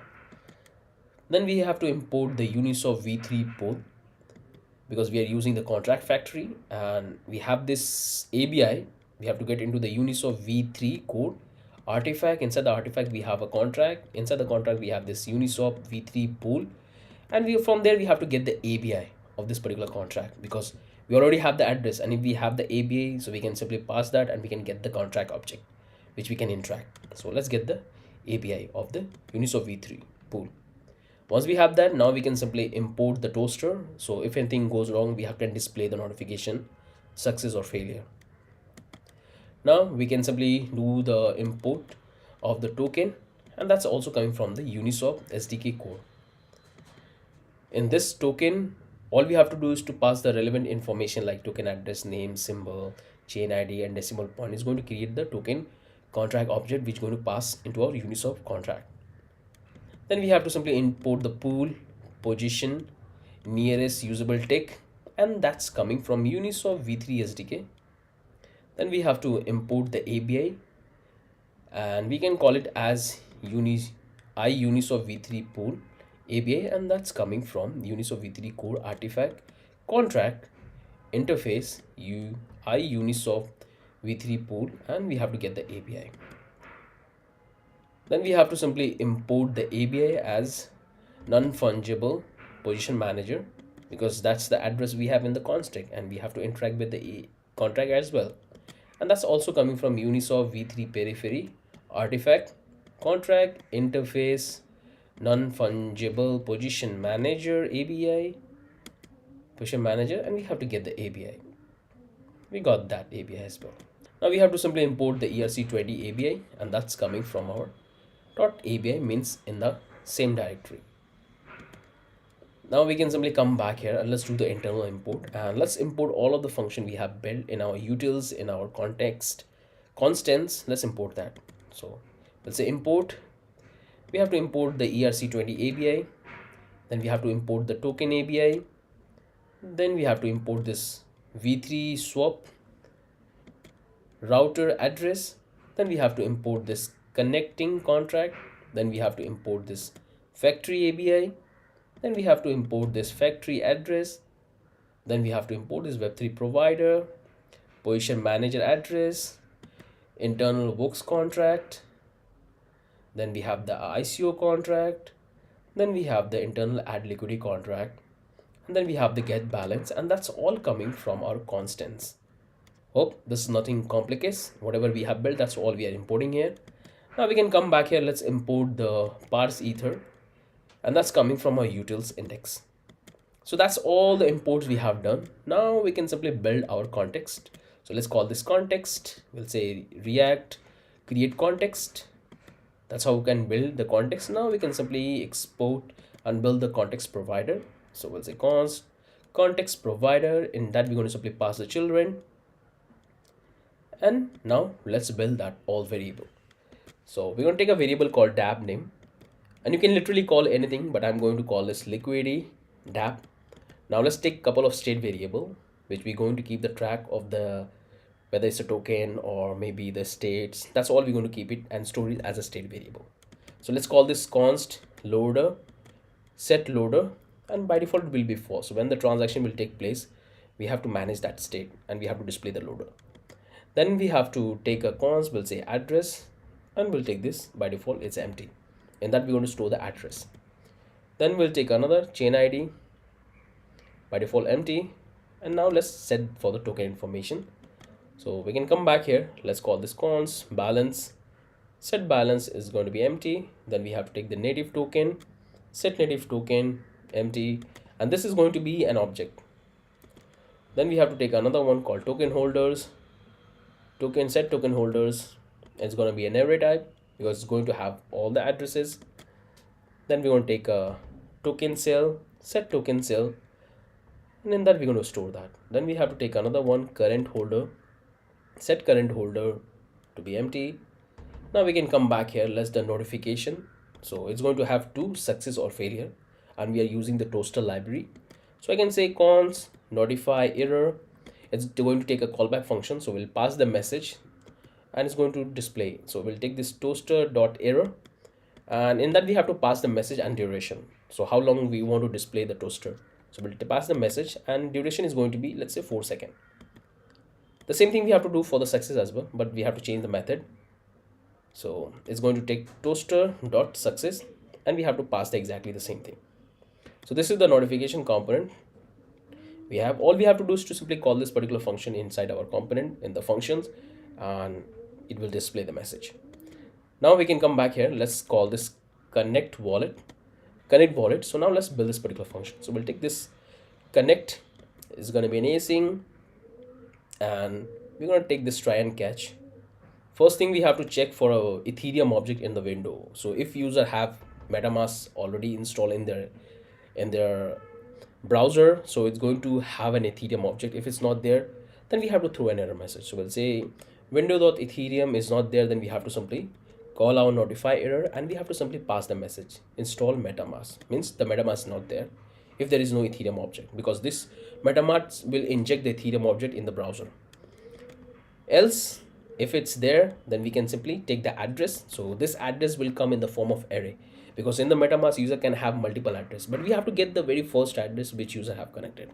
So we'll take this await window.ethereum request, and we have to call this particular method because it has two methods. One, it will initialize the connect wallet function whenever the user will open your application, and one initialize based on the click event. So we're going to simply call this method eth request account. We're going to build this condition. We'll say if account.length exists, then we have to simply set this as an account address and we have to take the very first account.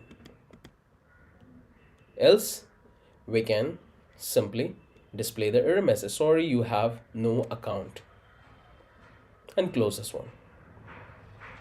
And we have to take this provider new ether.provider.window, and in that we can simply pass this window.ethereum. It's going to give us the provider and we can get the chain ID from there. So we can say provider.getNetwork, and we have to simply set the chain ID to the steady variable, so network.chain ID, and we have to simply close that one. And if anything goes wrong, we can simply take a variable called error message, and we can simply call the internal function we have built called parse message. In that we can pass the entire error object. It's going to give us the response, and that response we have to simply display in our notify error component. And we can simply also console log out so to see what exactly went wrong. So this is the very first function for connect. Now we can come back here, let's build the second function called check if wallet connected. So the function we have built, it will trigger on the click event, and this particular function we're going to build is going to check whether the user is connected or not. So we'll say if check if wallet connected. So it's going to have the similar structure. So let's call this check if wallet connected. It's going to be an async, and again we have to check for condition. We'll say account wait.ethereum request, and we have to simply call the method get account. Once we have the account, we can simply return that account, the very first account. Got it? So all we have to do is to simply call this particular function, and it's going to return the first account which user have connected, and this function we're going to utilize internally. So these are the two functions we are done. Now we can come back here, let's build this load token, and this particular function is going to load the information about the token which the user wants to create liquidity. So we'll say await async. In that we have to simply pass the address. Remember, We have to simply pass the address of the token, and we'll take this try and catch. We'll build the token details, and we have to simply call the contract we have built. So this is the call contract connecting contract. In that we have to pass the token address, and it will return all the information about the token, and that's what exactly we have to return from this function. And we have to simply catch an error if anything goes wrong. So same thing, console log and close that one. So this is our load token function we have, because we have already abstracted our bigger function into a small utility function, and all you have to do is to simply call this function and pass the address, and it's going to give the information about that particular token. This is the load token. Now we can come back here. Let's build this get pool address, and this one is very important function, because if you want to allow user to create liquidity, first you have to check the pool is exist on the network or not. If it exists, then we can allow the user to add liquidity on the existing pool. Again, that's the important things you have to keep in mind. We are allowing user to create liquidity on the existing pool. Let's build that particular function. We'll say const get pool address. In that we have to simply pass the token 1, token 2, and the fee. So when you pass this, it's going to return the pool address. So we'll take this try and catch. We can take this set loader to true. Then we can simply build the provider, and we already built this particular internal function called web3 provider. It's going to return the provider. Once we have the provider, now we can build this particular factory contract. We already have that one, so we'll take this new ether contract. We can pass the ABI, and we can pass the address which we have already imported. So what we are passing the factory address, ABI, and the provider, and it's going to give the entire object of the contract, factory contract, which is deployed on the network. Once we have the factory contract, now we can simply extract the data from there. So we'll call it pool address. In that we can say await factory contract, call function get pool address. All we have to do is to pass the token address 1, token address 2, and token fee, and we have to convert into a number. I remember when we are passing this particular information, the token 1 and token b, it will come in the form of object, because that's what we're going to get from the load token. It will have the entire object, and that's what we are simply getting here. Token dot address, token to address, and fee. So that's what we have. So this way we'll have the pool address, and once we have the pool address, we can take this pool history, and we're going to store this information in our local storage, in the user local storage, because user can search for multiple pools and create different liquidity in different pools. So we have to keep that information in the local storage, so we can display to the user that these are your search, and these are the pool exist on which you have created liquidity previously, or you have search. So you can pick any one as a reference purpose. So we'll say pool history. We'll take this token 1, then we can take this token 2, and this token 1, token 2 will have the entire object. And we can take the fee, we can take the network, which is coming from token 1 dot chain ID. Whether you go with token 2, because it has the same chain ID, because we are allowing user to do the liquidity, create the liquidity in the same network, not in different network. So the chain ID would be same, and we can take the pool address and close this one. So once we have this data, we can store this in the local system. So let's build that. We can take this 0 address. I've taken this 0 address as a variable, because sometimes what happened that the pool doesn't exist on the network. So this particular contract factory is going to return 0 address. So we have to tackle that as well. Whenever we get a 0 address, we don't want to store that in our local system. So here we're going to build a condition.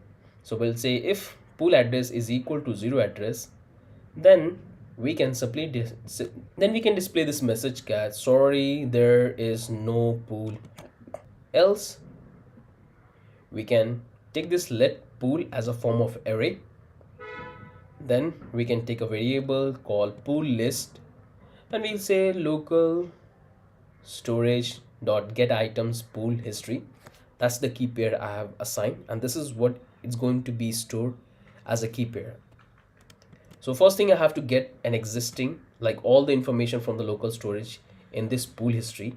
So we'll say if pool history means there is a list, Then we can take this array and we have to justify parse local storage get pool history. We have to get that.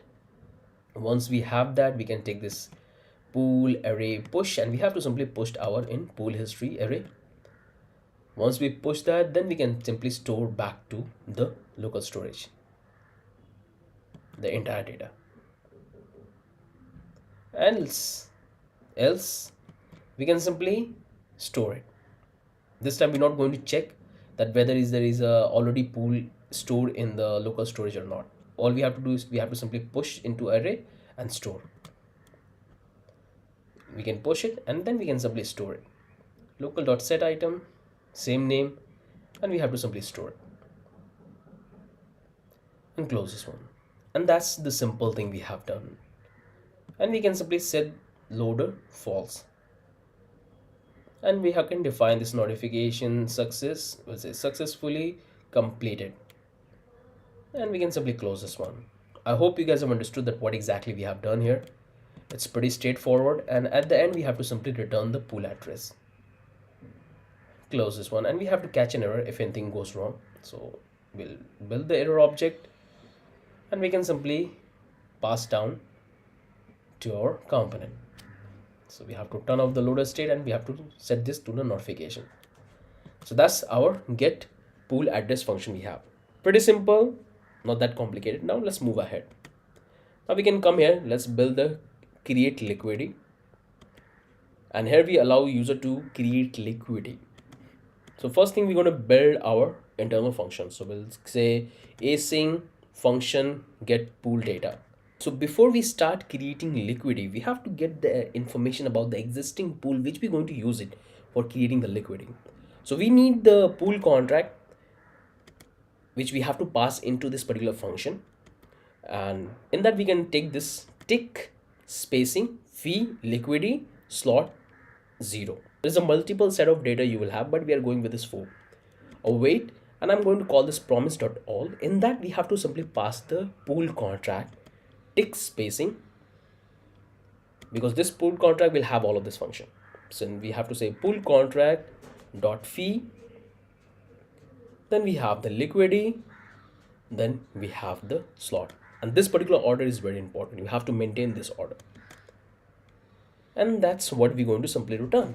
Now we can come back here and we can simply return the entire information. So we'll take this tick spacing is going to be tick spacing, then we have this fee, then we have this liquidity, then we have this square price 6, and that's coming from slot 0 index. Then we have to take the tick which is in the first slot, and that's what we have to receive. And that's our internal function for getting information about the pool data, because these are the 5 data we only need to get the information and add more stuff. Now let's work on the next function called create liquidity. It's going to be in async. In that we have to simply pass the pool liquidity amount, and approve amount. So these are the information we're going to pass it. Now we can come back here. We'll take this try and catch if anything goes wrong, and we'll say set loader to true. Then we have to take this address, and it's coming from our check if wallet is connected, because we have to identify that who actually interacting with our function. Because when you try to get the address of the user from the global state, like from the state variable, it's going to be undefined. So it's always better that you should build an internal function which can give you the address and the information internally when the function is getting executed. In that way you will have the accurate data of the user.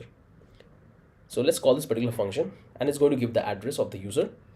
Now we can come back here. Let's build a variable for provider. We already have the web3 provider. Now we can come back here. Let's build this. So provider.get. Once we have that, now we can build the token1 object.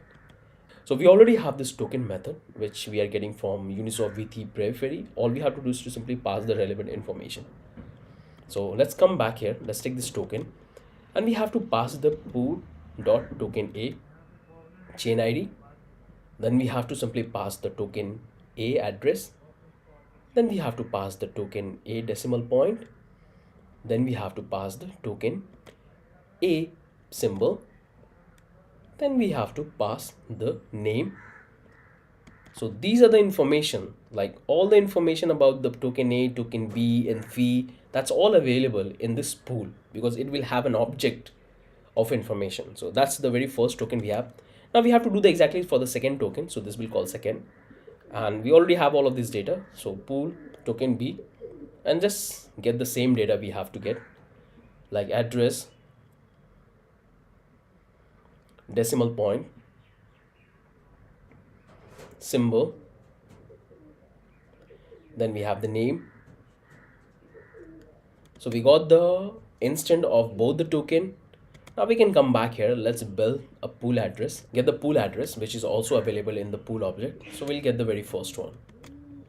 Now we can come back here. We'll build the non-fungible position manager, and we have to interact with the contract. So we'll call this new ether.contract, and we have to pass the address, position manager address. Then we have to pass the ABI, non-fungible position manager ABI, and we have to pass the provider. So this will give the instant of the contract of non-fungible position manager. Once we have that, now we can come back here, take a variable called pool contract, and we'll call this new ether contract, and we have to get the contract. So we'll pass the pool address, we'll pass the ABI of Uniswap V3 pool, and we have to pass the provider. So this will give us the pool contract as well. So once we have the non-fungible position manager contract and the pool contract, now we can come back here and we can build a variable called pool data, and we already built a particular function above.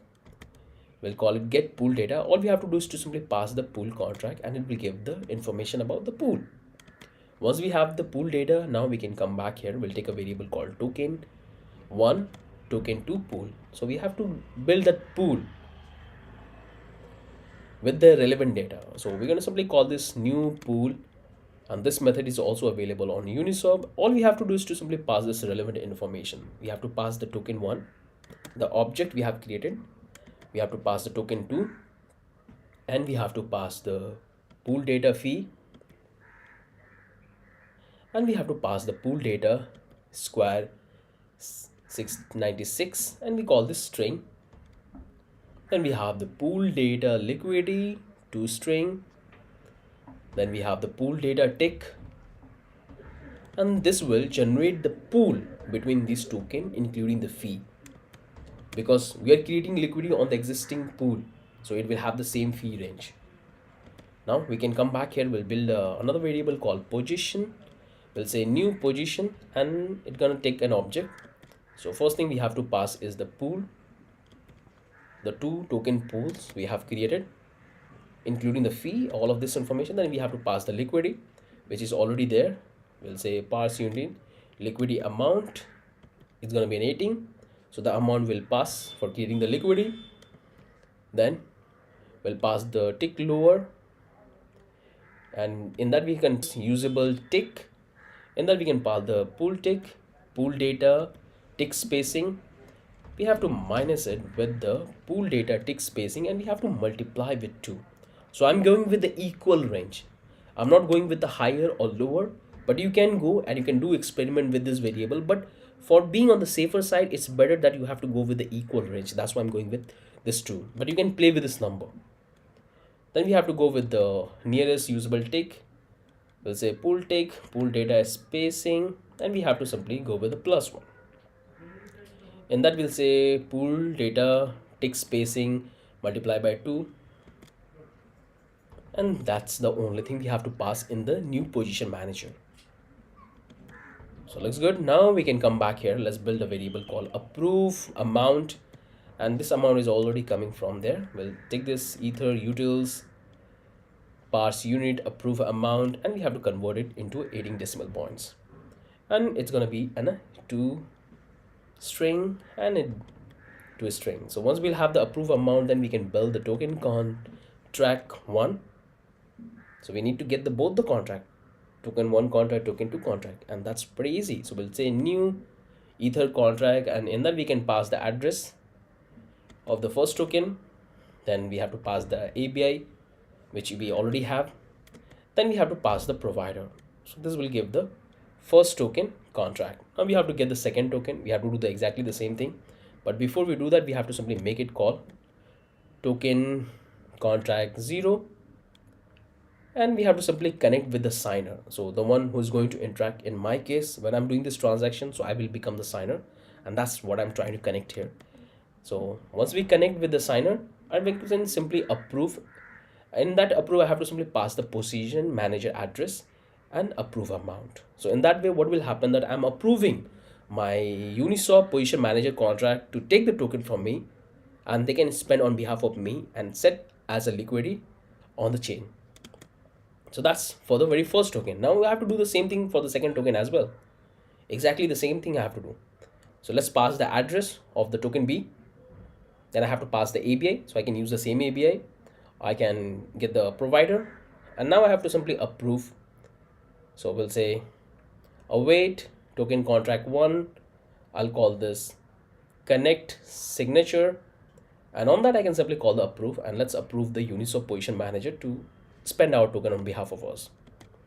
So that's what we have done. Now we can come back here. Let's take a variable, and that I'm going to take it amount 0 desire, and this one is for amount 2. And this information is coming from position mint amount. This is the method we have available, and this is for the slippage, but I'm not going to go with that.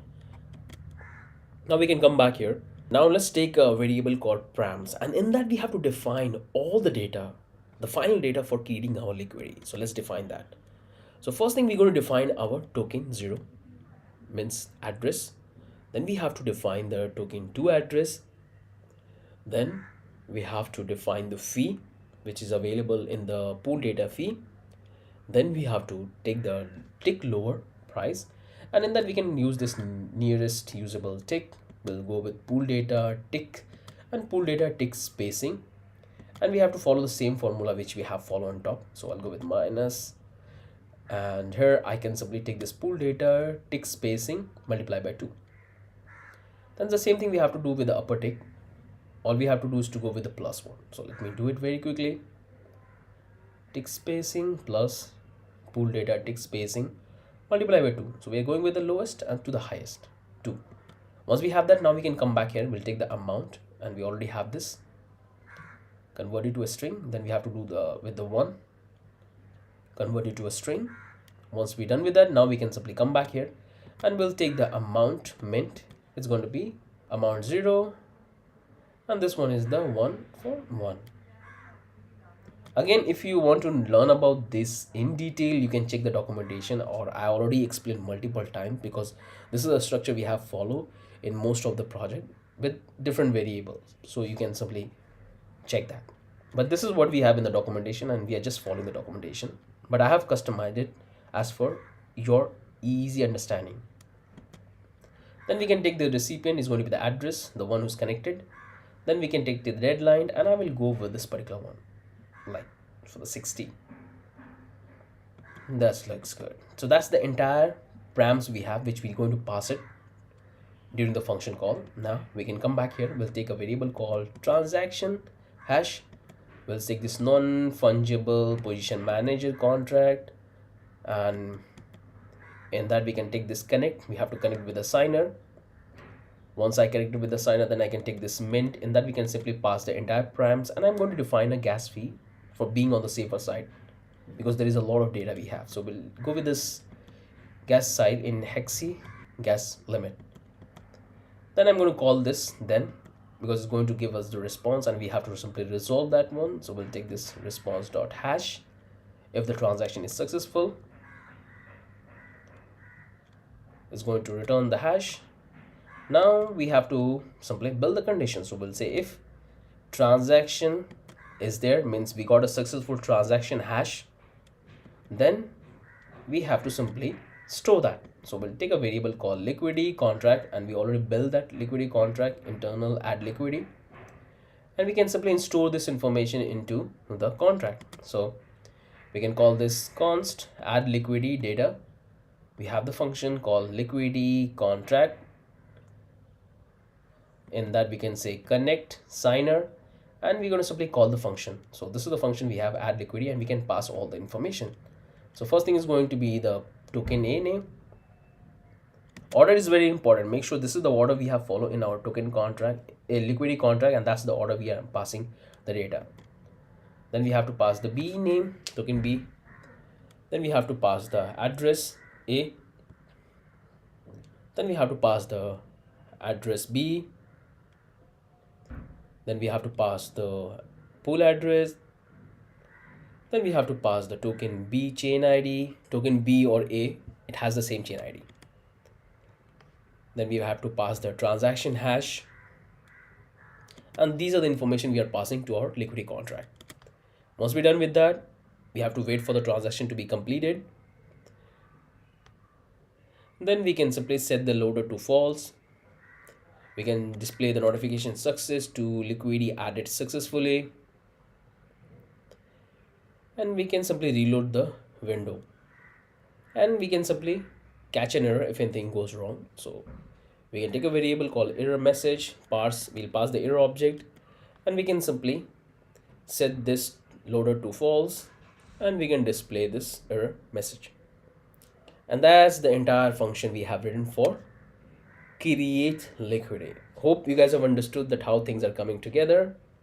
Now we can move ahead and let's write the native token functionality, because we have our native contract. We have to get the information from our native contract, like from our token contract and from our ICO token cell contract. So we can come back here. Let's build this const fetch initial data, async. Let's take and try and catch. Let's call get user account. So we'll take this address and we have this internal function which we're going to call it. It will give us the address. Then we have to get the user balance, and we'll say balance await get balance. This is the function we have already built. Then we can take this balance and set to our state variable in formatted data. So we'll format that in ether. Then we can take this set address and we can simply set the account to our state variable. And this particular function will call when the user will open our application. Then we can come here, we'll call this Woox token. So now we have to get the information about our native token. So let's get the contract first. We already have the contract internal function. We have the contract object, and then we have to simply call that. So first thing we have to get the token balance. I'll take a let variable. Then here I can build a small condition. We'll say if account exists, then we have to simply call this token balance, and we have to get the balance of the user, like Wix contract, and in that we have this particular column balance of, and then we can pass the account. So it will give that how much fund user have about our Wix token, and we can set that. Else we can simply set it to 0. So in that way we'll not have an issue if the user is not connected. Now we can come back here. Now we can take a variable called token name, and we have to get all of this information. So token name, then we have to get token symbol, then we have to get the token total supply, then we have to get the token standard. This is the additional data type we have built. Then we can take the token holders. We'll have the user ID. This will keep the number that how many token holders we have. Then we have the token owner of contract and owner. That's what we have. Now we can get the token address. This is what we have. So we have all of this data. Now what we can do is come back here. Let's take a variable called native token and let's pass that data as an object. So this one is going to be first token address. Then we're going to take token name. Then we'll take this token symbol. Then we'll take this token owner of contract. Then we'll take this token standard. Then we'll take this token total supply, and we have to convert it into ether. Then we have to take the token balance, which user already have. Then we have to take the token holders, and this is the idea, and we have to convert it into a number. and then we have to simply close it. So this is the entire data. We're going to set it in our state variable. So let's set that. So we'll call it this set native token, and we'll pass this native token. So this all information about our native token will be available in our state, and we can simply display in our front end. So that's the native token. Now we can come back here and let's interact with the token holders. So we'll take this variable called get token holders. We have a function already. We'll say token contract. On that, we're going to call the function called get token holders. And we have to simply set, because this token holders will come in the form of array, and that's what we can set in our state variable. Now we got all the information about the token holders. Now we can come here, call getting token holders data. So now we have to get all the information about the token holders, including the ID, addresses, how many tokens they have. And we already have the function for that. So here I'm going to use this different methods. We'll say if account exists, then we can call this particular function. We'll say get token holder data. In that I can say await Wix contract. We'll say get token holder data, and in that we can simply pass the account, and it's going to return the entire information about the user who connected with our application. And we can take this, call this current token holder, and we have to simply set this data as an object. So let's set that. So we'll say token ID, and this information is already here. Get token holder data. We'll say number first, because this will come in the form of array, so we have to access in the indexing form. We have the token ID, then we have to have the form get token holder data 1, then we have to get the 2, then we have to get the total token. We have to convert it into Ether. Then we have to get the, let's say what information we have. We have to get the token holder, and these are the information we are taking and returning. So that's the only thing we have to go. Once we have the data, we can simply set this data to our state variable. We'll say set current holder to be a current holder and close this one. So that's the entire if block we have, where we are checking information of the user. Now we can come back here. Now let's interact with the token sell contract. We have done with the token contract and all the information. Now we have to work on the token sell contract. So let's call this ICO works token contract, and we already have the function internal ICO contract. Once we have the contract object, we can simply call this token price. What is the price of the token? We have to get that as well. Then we have to get the token sold, how many tokens have sold so far. That's what we have to get.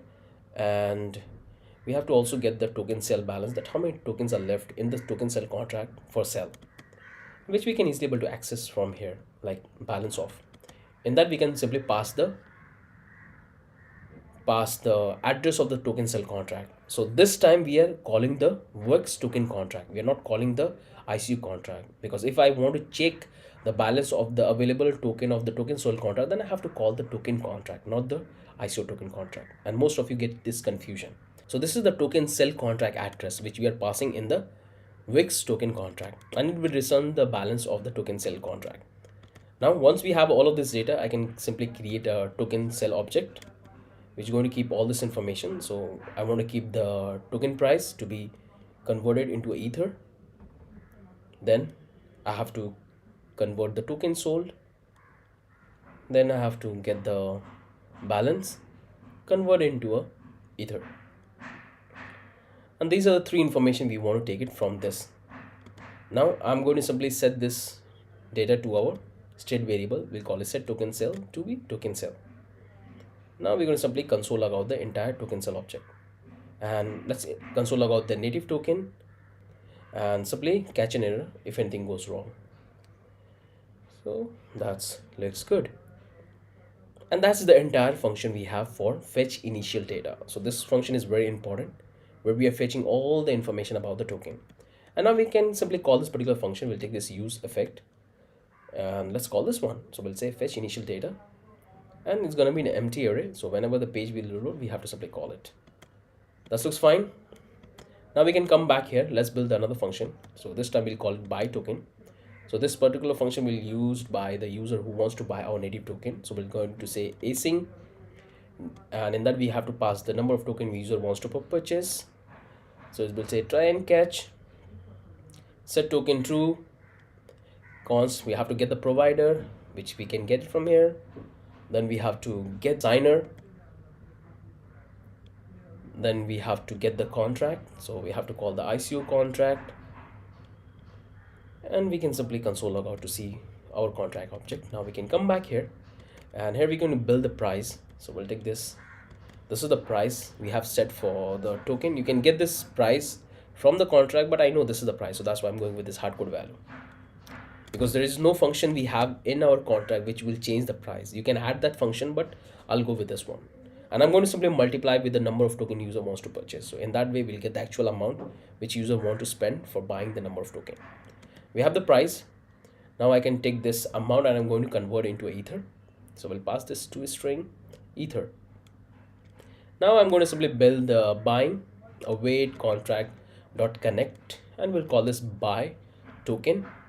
We have this particular function. In that we can simply pass the token, and we have to pass the value, the amount, and we have to set the gas limit to be this 1 lakh, and that's our buying function. Now we can simply come back here. We'll say await.buying.wait, and we have to wait for the transaction to be completed. Now we have to reload the window once the transaction is completed. Now we can simply catch an error if anything goes wrong during the buying process. So we'll say error, we have to pass the error object, and we have to simply display in the front end. We can simply do this one, set loader to false and none notification error to be the error message, and close this one. And that's the entire buying function of token. Now we can come back here and let's work on the native token transfer, because once we deploy all the contract, the admin of the contract has to transfer the token from his account to the token sell contract in the ICO contract. Then the user can come and purchase. So let's build the function for him. It's going to be internal function. Only admin of the contract can call this particular function, not anyone. So we'll take this transfer native token, and I will go with the hardcode value because this will be done anytime. So the owner of the DApp can simply change and he can transfer. So let's take a try and catch. I can take this set loader to true. I can take this provider which is coming from here. Once we have the provider, I can take signer. Once I have the signer, I can take this const token sell address. So this is the token sell contract address where I want to transfer the token. So this is the token sell contract address. Then I have to take the amount of token I want to transfer. So I will go with 2000. This much token I want to transfer, and I can simply build the token contract amount, convert it to a string. Once we have that, now I can build the transfer amount. So we'll take this ether utils parse token. Once we have that one, now I can come back here and let's build the contract. So we already have the contract. I can go to call this one Wix token contract. Once I have the contract token object, now I can build the transaction. So we'll take this contract connect with signer. Then I'm going to call the function we have transfer. In that I can pass the token address and the amount, and it's going to make the transaction. So I have to wait for the transaction to be completed, and once the transaction is completed, I have to reload the page. Now I can simply catch an error if anything goes wrong. Message.sender, we have to simply turn off the loader, and now we can simply display the notification error message. And that's the native function we have for transferring the token to token sell contract. Now build the liquidity history. So we have to get all the liquidity from the contract which we can display in the front end. So let's build that. So we'll say get all liquidity, and we have to simply call the function. So we'll say try and catch. We'll say get user account, which we can get from the internal function. Check if wallet is connected. Now once we have that, we have to get the liquidity contract, internal add liquidity. Once we have that, let's say liquidity history, we can simply call this contract dot get all address. In that we can pass the account, Now we can come back here. We'll say all liquidity history dot mapping, and we have to simply map in perfect order so we can display in the front end. So we'll say liquidity array, and it will be an object type. So we'll take the ID, convert it to a number, then we'll take a network, then we have to take the owner, then we have to take the pool address, then we have to take the token A, then we have to take token B, then we have to take the token A address, and we have to take the token B address, then we have to take the time when the transaction was created, convert into a number, and at the end we have to take the transaction hash, which is already there in the contract, and close that one. So these are the information we are simply formatting and passing as a form of array. Now we can simply return that entire array from this particular function in the front end. Now looks good. Now we can come back here. Let's return the entire liquidity array, and we have to catch if anything goes wrong. So console log out the entire array object, and that looks good. Now we can come back here and let's return the context, all the function we have built. So let's call this context provider. In that we have to pass the value, and it's going to be an object type, and we have to build and pass down all the function we have created and variables. So let's start with the function. So we'll pass this connect, then we'll pass this get pool address, then we'll pass this like load token, notify error, notify success, created liquidity, get all liquidity, transfer native token, buy token, token sell, native token, address, loader, DApp name, and these are the information we are passing. Then we have to simply set the children. So close this one, set the children, and we have to close our context provider and close it down. And that's all we have to write here in the context. You can see we have written so many things. Everything looks absolutely perfect.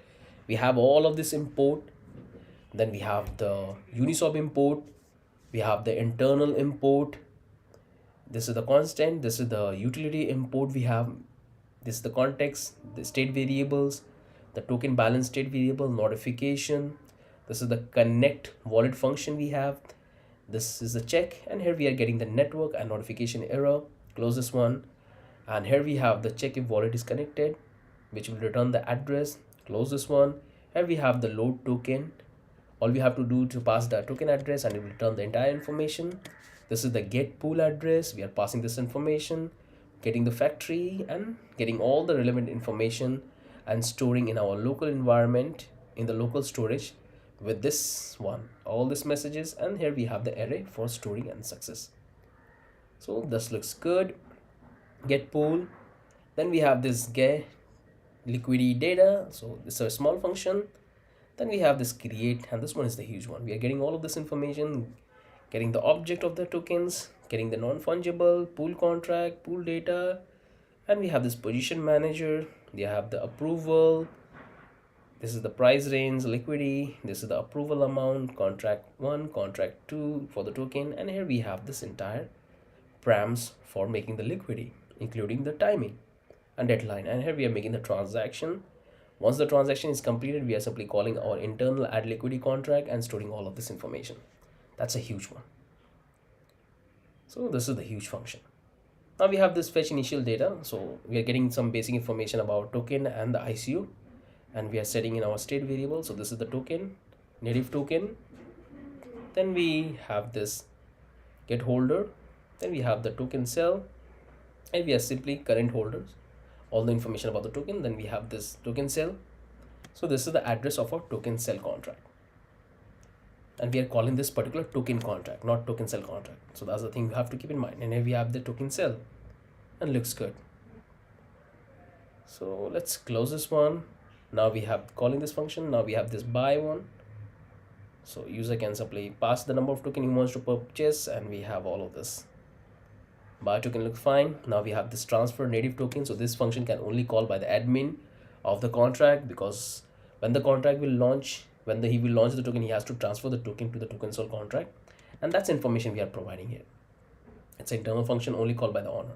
Here we have to simply pass the address of the token sell contract, because there we have to pass the token, and we are passing 2000, and that's the simple one. Looks good. Close this one. Then we have this get all liquidity. So all the liquidity created by a single user, that's going to return from this particular contract and display in the front end. We're getting the address, passing here, and getting all this information. And here we are simply exporting all the function and the data, the state variable. And that's the only thing we have to do here. Looks pretty good. Now we can come back here. Now go to the, all of this looks good. We have done with the actually backbone of our application. Now we can come back to the app.js, and here we have done all of the things. And here we have to do the setup. So here I've done this two setups. So first thing, we have to import our context provider, which is coming from constants. So if I come back here, and you can see that here we have the provider. So this is the provider. That's what we are importing from here. And we have this toaster, which we're going to display, and whenever any message available, whether it's error or success. So let's come back here. Let's wrap this context provider. So copy, close, and close this one. And now we have to display our toaster. So we'll display this toaster. This looks fine. And that's the only setup we have to do for our context management. Let's test this out, that are we facing any error. So let's start the application. So I'll simply type npm run dev, and it will start the application on localhost 3000. And here you can see no issue. We have whatever we have built so far, everything is working absolutely fine. So I hope you guys are on the same stage where I am right now, how things are coming. We have built all the functionality. It looks absolutely incredible.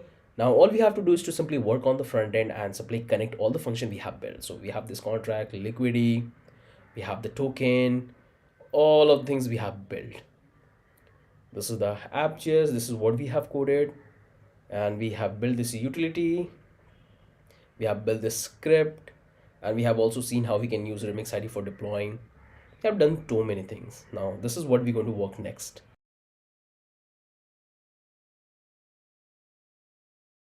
All of you, welcome back to the second part of this project. This is where we left in the last video. In the last video, we have completed our entire context management, smart contract deployment, everything we have done in the last video. In this video, we're going to work on our front end component, and we're going to connect those functionality and bring our application live. So this is the index page. This is where we left in the last video, and that's what we're going to start working on. So close this one. And before we start working on the JSX and all the component, let's import a couple of things from React, and let's build out this particular index page first and its layout. So we need use state, and we need use context. Then we have to do a couple of internal import. We have to import all the components we have built, and that's coming from /component/index. And we already imported all the components. So let's do one thing, come back here in the context, and here we have the index. What we're going to do is simply select all of this and simply import. We're going to use few of them, not all of them, but it's better to import all together, and later we're going to simply remove those unused component. So once we have this component, now looks fine. Now we have to import our context. So come back here, let's do import. And this is coming from context/index. In that, we have to import our context. We got this, we got the states, we got the component, and we got the context. Now we have to come back here, and we have to simply import the context functionality we have built. So that's pretty easy. We can come back here. Let's take a variable, and it's coming from use context. In that, we have to simply pass our context. So if you come back here in the context, we have already built all of the functionality. So come back here, go to index, and here we have all of this. So simply select all of that, and that's what we're going to simply import and pass into the component. So looks fine. I get some sort of error. Okay, simply remove this from, my bad. Now it looks good. Looks good. We got our context data. Now we have to take a couple of state variable for the models. So let's call it model. state, and we'll take this use state and we'll call it open add pool. So this will allow us to open our add pool component where user can search for the pool addresses. Then we have to open for the liquidity. By default, it will be false.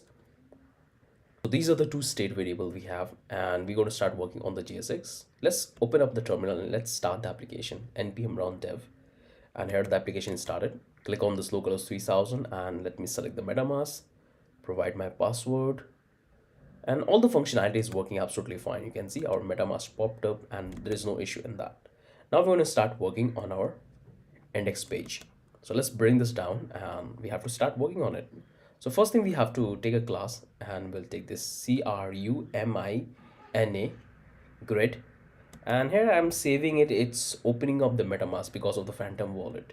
So what I can do, I can simply remove that wallet. So finally I have removed my phantom wallet from my browser and I'm not going to have that problem. So make sure to take a div. It will have this particular class called grid, CRUMINA creamian. Inside that, I'm going to take the header component. Once we have the header, let's send a couple of props.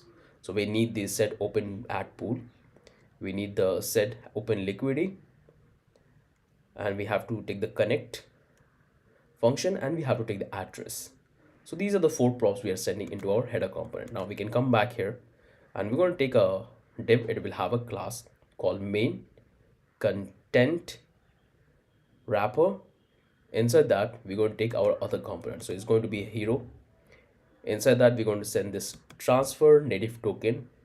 So it's going to be an ordinary function. Once the user will transfer the token to the token cell contract, after that we're going to simply comment it. So let's send this particular function. Now that's the only thing we have to send here. Now we can come back here. Let's take another component called ICO token. Then we have to take this liquidity history. In that, we need to get all the data about the liquidity. So we're going to simply call the function called get all liquidity, and that's what we're going to receive. Then we have to take the another component. This is going to be an app component. Then we have to take an analytical component. Then we have to access component. Then we have to take the ICO cell. In that, we have to send the props like token cell, which will contain all the information about the token cell ICO contract. Then we have to take the native token. In that, it will have all the data about the native token which is available for the ICO, including the name, supply, all of that. Then we have to send the buy function, which user can click and buy. So these are the three props we are sending, and now we have to start working on the dynamic component. So before we work dynamic component, and this component is user going to open based on the click event. So when they will click on the open pool, open add liquidity, this is the component we're going to open. So let's take a dynamic component, and that we'll say open add pool. If it's true, then we have to simply open that. So we'll take a div and let's close that one. It will have a class, and the class will be new dash center. Inside that, we have to simply call the component. So this one is the add pool, and in that we have to send the prop. So let's send this set open add pool, and we have to send the load token, and we have to send this notify error and notify success. So these are the props we are sending, and the last one is going to be the get pool address. So these are the 5 data we are sending in our add pool component. If I turn it on, by default it's false. If I make it true, it's going to open. You can see there it is. It's working fine. So all the CSS we have built, it's working fine. So this is the first dynamic component. Let's do the same thing for the liquidity. So paste here, and we have to change this to open all liquidity and change the component name. So this one is going to be add liquidity, and we have to send the prop. So simply remove this one, and the prop we're going to send is this create liquidity. That's it. Then we have to get this set open liquidity, and these are the true props we are sending. So this is our 2 dynamic prop. Now we have to take the third one for the loader as well. So let's change this to loader, and here I'm going to simply call the loader component, and we're not going to have any prop in that. And at the end, we're going to simply call our footer component. That's it. You can see all the components looks absolutely fine. We have no issue in the export and import module. Everything is perfectly fine. And that's the only thing we have to do here in the index page. That's the only thing. Now we're going to start working on each component at a time. So these are looks good. dynamic component, and we have the loader state. Now the very first component we're going to work on our header section. So simply do one thing, simply copy the props which we want to send it and get into the header component. So this is look good. Simply copy this one, get into the header component, and we have to receive this prop. So simply remove this one, remove this one, remove this, and remove this. And let's wrap this in the bracket. That looks good. So we got the prop. Now we can come back here and let's import a couple of things. So we need to import, let's import from the index, means a component, and then we have to simply import our utility function, and that's coming from utils/index. So let's import this one is going to be the header icon, and this one is the short address. So these are the two internal import we have. Now we can come back here. This looks fine. Now we can start working on the JSX straight away. So let's take a header. It will have a class called header. We will have a ID called site header. Inside that we'll take a div. It will have a class called container. Inside that we'll take a div. It will have a class called header content wrapper. Inside that we'll take an anchor. We want to redirect to the home page, and it will have a class called site logo. Inside that we're going to have the image, and this image is coming from the public folder. You have already given all the image, so we'll get into the image folder. Inside that we have this logo / primary.png. there it is. We have the image. Now we can come back here, and here we're going to display our icon, CSV icon. There it is. Looks fine. This is the logo section. Now we can simply come back here, and we're going to take a nav bar. It will have an ID called primary menu. It will have a class called primary menu. Inside that we're going to take this UL. It will have a class called primary menu. Inside that we'll take a li. Inside that we'll take an anchor. So we have to simply redirect to the home page, and it will have the home. Here is the trick. You have two options to render your menu. One with the help of array, or the second one is to simply copy this line couple of times. If you go with the help of array, you have to create a separate function to get the data of the menu, and then you can attach a functionality. So that's a long process. So I will go with a simple approach. So I'm going to simply replicate this couple of times, and I can add the function straight away instead of finding the value. So let's change this to, let's call this one add pool, and let's add the function. So I'm going to attach an on-click function on this. So let's call this on-click, and on the on-click we have to simply call this particular function set open add pool to true, and let's have a class called menu item has children. That's the classes we have to apply. Looks fine. Now I'm going to simply copy, and I'm going to paste here, and this one is going to be the add liquidity, and change this to add liquidity, and simply this looks fine. Now we can simply attach the classes. So simply copy this class and attach on this, and this looks fine. You can simply remove this one, and you can change this to coin market, and you have to get the classes and simply remove this one, and you want to redirect the user to the buy token section. So I'll say buy Woox token, and that looks good. And we are hiding this menu on the mobile screen, so it looks fine. No issue. We have all the menu. Now we can simply come back here, and we can display our contact button. So we'll take a dynamic block. We'll say if address exists, then we have to render this component. We'll take a anchor. It's gonna have the on-click function, and on the on-click function we have to simply call this navigator clipboard write text, and in that we have to simply paste the address, so user can click and they can copy the address. And we have to add the classes like btn dash large, then we have btn dash dash primary, btn dash dash transparent. That's the classes. Inside that we can simply display the short address function we have built, and in that we can simply pass the address, so it will short the address. So this is the first component. If we have the address, if we don't have the address, we have to render the same thing, but we have to simply change this to function. So we'll say connect, and on the on click we have to call the connect function we have built. So simply remove this one and call the connect function. So I hope you guys have understood that what exactly we are doing here. If address exists, then user can click and they can copy. If it not exists, then they can simply click on the connect button and they can connect with the wallet. So that looks fine. And here you have to do a minor fix. So instead of this large, you can provide the double slash, and double slash, and it will fix the issue. And here you can see our button is perfectly aligned and all the menus are looking absolutely fine on over effect. So we are done with the entire header section. That's the header section. Now simply come back here, close this one, come back to the next component, which is the hero component. Simply copy this one, get into the hero component, and now we have to simply receive the prop. Now we have to start working and designing this particular component. So let's make it side by side so we can see what exactly we are working on. Let's do the inspect element, let's bring it down, and that's how it will look. Let's expand this. This looks good. Okay, now we can start working on it. So we have to start work on the JSX straight away. So let's change this to section. Let's take a data setting.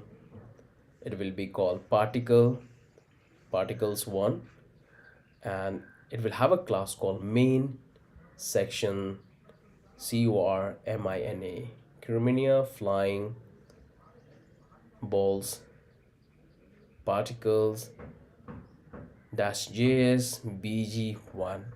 I hope you guys can see that how everything is coming together. So this particular image we are adding with the help of the class. So now inside that we can take a div. It will have a class called container.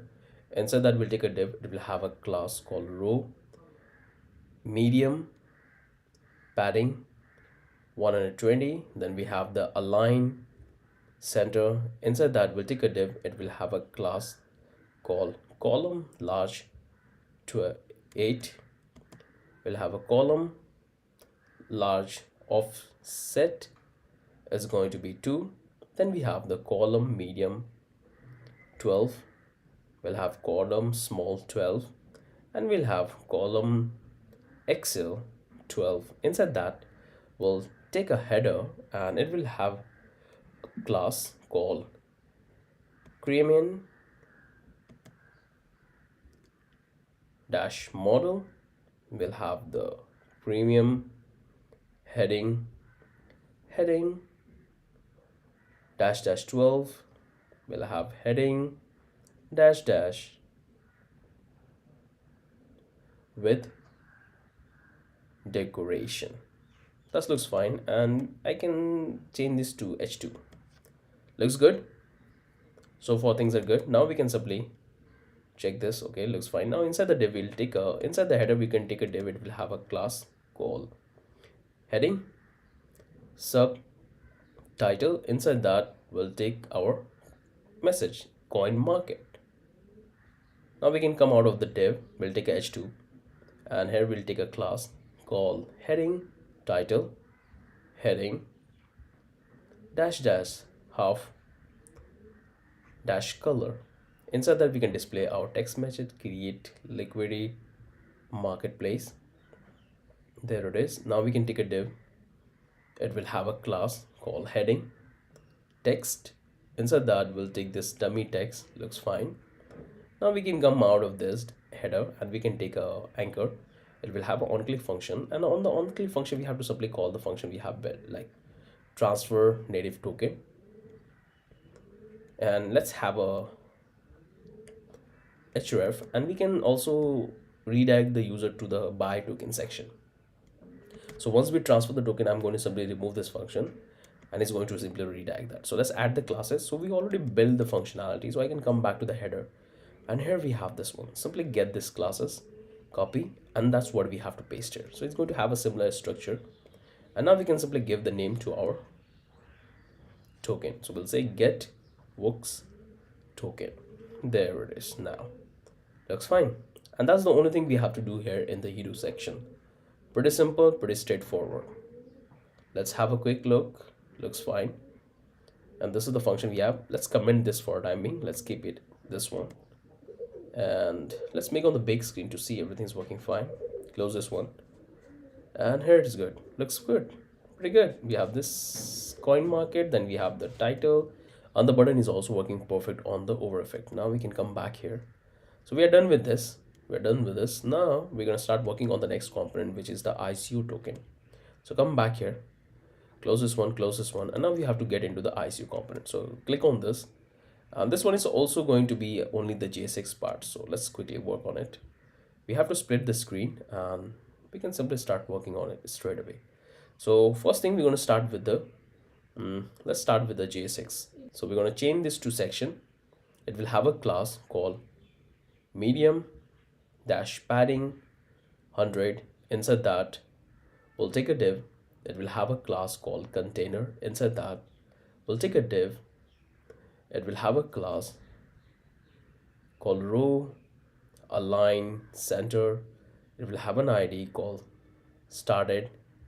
Inside that, we'll take a div. It will have a class call large 12, call medium 12, we'll have call small 12, and we have call excel 12. Inside that, we're going to take a div. It will have a class called creaming dash model, then we have dash model dash slider, then we'll have pagination dash bottom dash center. Inside that, we'll take a div.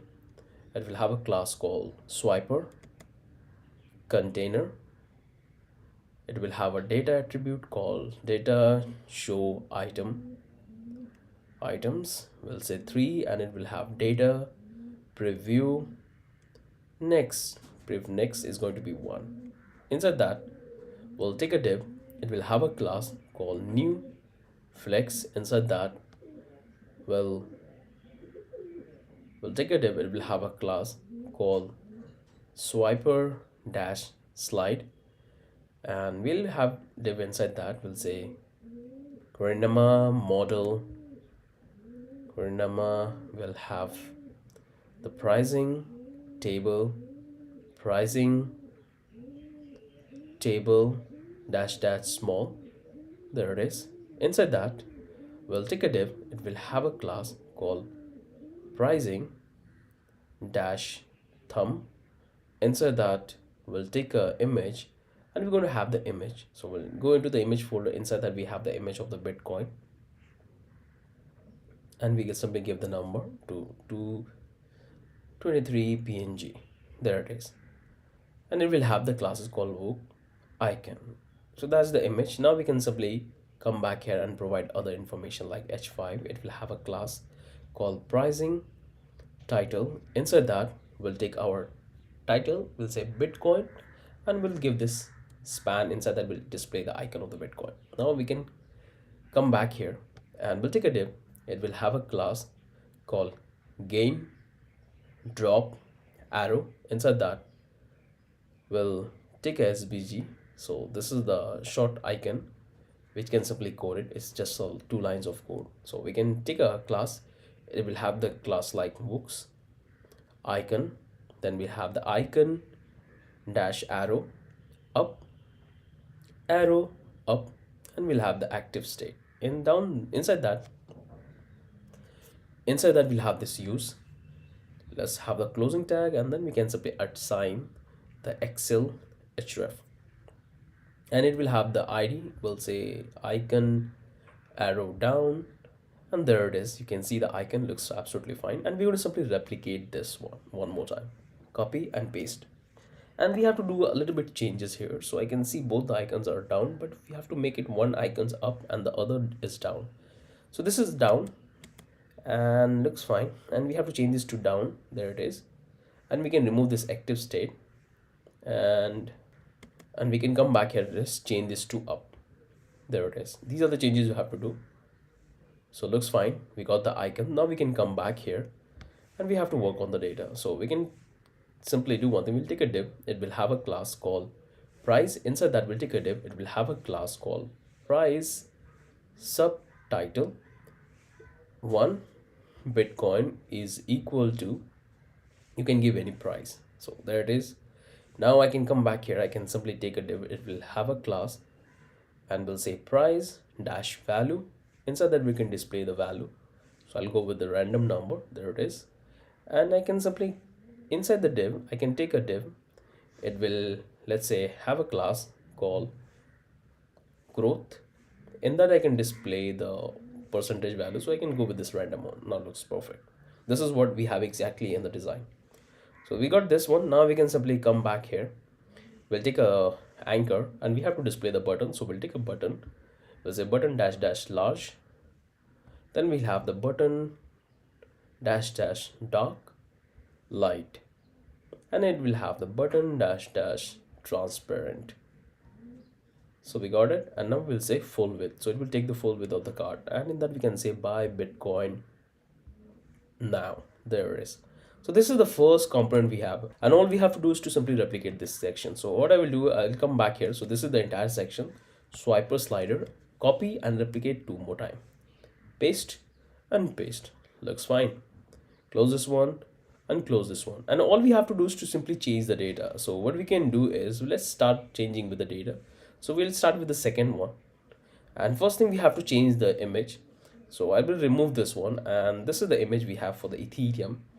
It's a quite huge one. We'll say slash Ethereum at ETH coin dash crypto, and finally we have this ID 2844386. Looks fine. We got our image. Now we have to simply change the data to Ethereum, and this will be ETH. You can simply do the changes in the pricing. So I'll say this will be Ethereum. This, let's say 5, and increase the growth. It's a dummy data. I'd say Ethereum. So this is the change in the second card you have to do. Now we have to do the same thing in the third card. So this is what we have. So let's change this to the dash, and this will be the dash. And we have to change the image as well. So simply remove this one, and we can say dash dash coin, and we have the ID 28. Looks good. And this will be the ID. So where we have that one. Now we have to simply change the data. So let's change this to dash and decrease the amount and increase the percentage and change it here. So this is the 3 component. Let's make on the big screen to see how things are looking fine. So this is how it will look on the hero section. Okay, something's wrong. We are not having the padding, so everything is sticking together. So finally I found an issue. So all you have to do is come back here, and here you can see this is the one we have, CRUMINA, and I have done a spelling mistake here. So simply replace this one. Now it's fine. Now we have to simply copy and replace in all the 3 components. So let's come back here, change this RU and change this one, and this will fix the issue. So these are the fix you have to do. And now our 3 components are looking fine on overfit, and we all have this one. Good. Now we have to also fix in our hero component. So here we are in the hero component, and I can see that the button is very close to the text. So this is the fix you have to do. It's a very minor fix. So you can see it's really very close to the text. So this is the one I have to fix. So to fix that, all we can do is to fix this spelling here, and we can fix it here, and this will fix the issue. So it's copy, and you can see that everything's look good. Now we have a proper spacing, and the text is quite bigger, and everything looks good. Make sure to do these changes in the spelling, and now everything would be fine. Now we're going to start working on the liquidity history section. So come back here, close this one, go back to the liquidity history, copy the function, and simply get into this. Now we have to simply, so we have received the props. Now we can start working on it. So we have to take a couple of things from React. We need this use state and use effect. Now we have to simply do the internal import. In that we have to simply import the short address, and that's coming from the util/index. Once we have that, now we're going to simply call the particular function and get all of the data from the contract. So we'll come back here. We'll take a, let's say, use state, and we'll say liquidity history. So all the data we're going to store as a form of array into this particular state variable. Now we have to simply call our use hook, and in that we have to simply call it. So I'll say use hook. We'll take a try and catch, and we have to simply console log out if anything goes wrong during the function call. So we'll say please reload your browser, and here we can simply call the function. So in that I have to simply call this then, because it's going to give me the entire liquidity which is created by the user, and I have to simply, it will give me in the form of promise, so I have to resolve that instantly. So I'll do within this use hook. So I'll call this item set liquidity to item. I have to call this reverse function, so it will give me the latest one and it will store in the array. And that's the only thing we have to do. And I want to call this function at the time of page reload, so let's give this empty array, and that looks fine. And these are the only thing we have to do here in the terms of functionality. Now let's split the screen and let's start working on the JSX. So right now we don't have data, so we can go a little faster here. So change this to a section. Here we can take a div. It will have a class that's called container. Inside the div, we'll take a div. It will have a class called row medium dash padding 120. Inside that, we'll take a div. It will have a class called call large 12, call medium 12, call small 12, and we have call excel 12. Inside the div, we'll take a div. It will have a class called small m custom scroll bar. Then we have the scrollable responsive table, and we're gonna simply have this data attribute to MSC theme, and we'll call it this dark. Right now nothing is displaying, but it's working fine. So we have this div. Let's open it up, and we can take a table, and it will have the class called pricing table. We'll say wrap table, and it will have the blurring effect. So inside that, we're going to take this table head, and we have to simply display the head. So we'll take this tr. The first one is going to be the tr. Inside that, we'll take this th, stand for table head. Well, they give this hash, and we're going to simply replicate this couple of times, and there we have it. Now we can simply change this to token A. This will be token B. This will be our token A address, then B address. This is the pool address, and this is the created, and we have the hash, transaction hash. There it is. We have all of that. Simply remove this extra one. Right now it's overflowing, but we have to make it responsive. We can do it very easily. Let's work on the skeleton. So let's make on the big screen, and let's see how things are looking fine. So this is how it's going to look. We have a little bit overflow, but don't worry about it. We're going to simply fix that. Now once we have the table head, now we can simply come back here, and we'll take this table body. Inside that, we'll simply render the table component. So we'll take this liquidity, we'll take a dynamic block, and we'll have the entire data in this liquidity as a form of array. So we have to simply loop over it. So we'll say map, and that we can take this liquidity, and we'll have the index, and we're going to make it instant return. Now we're going to simply take the internal table component.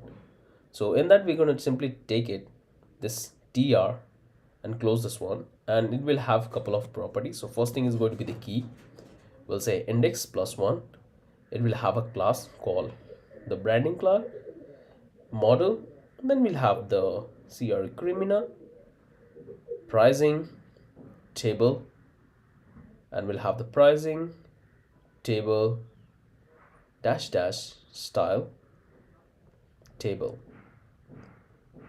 blurring C brown. So these are the classes we have. Now inside that, we have to take this table body, and we're going to have a couple of things. So first thing is going to be the index, means the ID of that particular transaction. So you can simply get it from the contract, or you can simply display a normal number. So first thing, we have the number. If I simply change this to normal array and put it 1, you can see it's reflecting here. There it is. You can see this one. So our data is rendering, means there is no problem in that. Looks fine. Now I'm going to simply replicate this one. We'll take this td. It will have the class that's called pricing thumb. Inside that, we'll take the image, and we have to display the image of the network. In this particular project, we are focusing on the Polygon, but if you want to deploy to any other network, I'll also build that particular logic. So let's come back here. Let's build a dynamic network image. So we'll take this liquidity, and we'll check that what is the chain ID we have, because we already have the chain ID. when we'll get the entire transaction. So from there we can simply compare, and on the basis of the chain ID we can display the particular network icon. So we'll say liquidity network, if that's equal to this particular chain ID, so 8001, it means it's a Polygon test network. So this is the chain ID for the Polygon. Then we can display this particular image for the Polygon, and this is the exact thing we have to do for all the network. So this is the else block. I'm going to simply copy this one, paste here, and I'm going to check for this one, like 157. This one is for the Polygon mainnet. Let's do the check for the another one. For this is one for Ethereum. We're going to display the Ethereum image. So we already have the Ethereum image for one PNG. Now I'll go with the else, simply paste here, do the comparison. This time we go for 5, which stand for gorilla, and we're going to display the Ethereum image. Then we have to check for, let's say, this particular, which is a Sofali, and there we also display the image of the Ethereum. Then we'll go with the default image where we can display our own logo. This is the simple if else statement we have written. I hope you guys can see what we have done exactly here. So first we have taken this liquidity network is equal to 8001. Then we have to display the Polygon. This is the mainnet. This is the Ethereum and Sofali, and this is the default. Now let's come back here. Let's assign the classes. We'll say Woox icon. So this is our second set of body which will display the network and its icon. And here we can display this H6. It will have a class called pricing table. Inside that we can display the data. So we have the data like token A,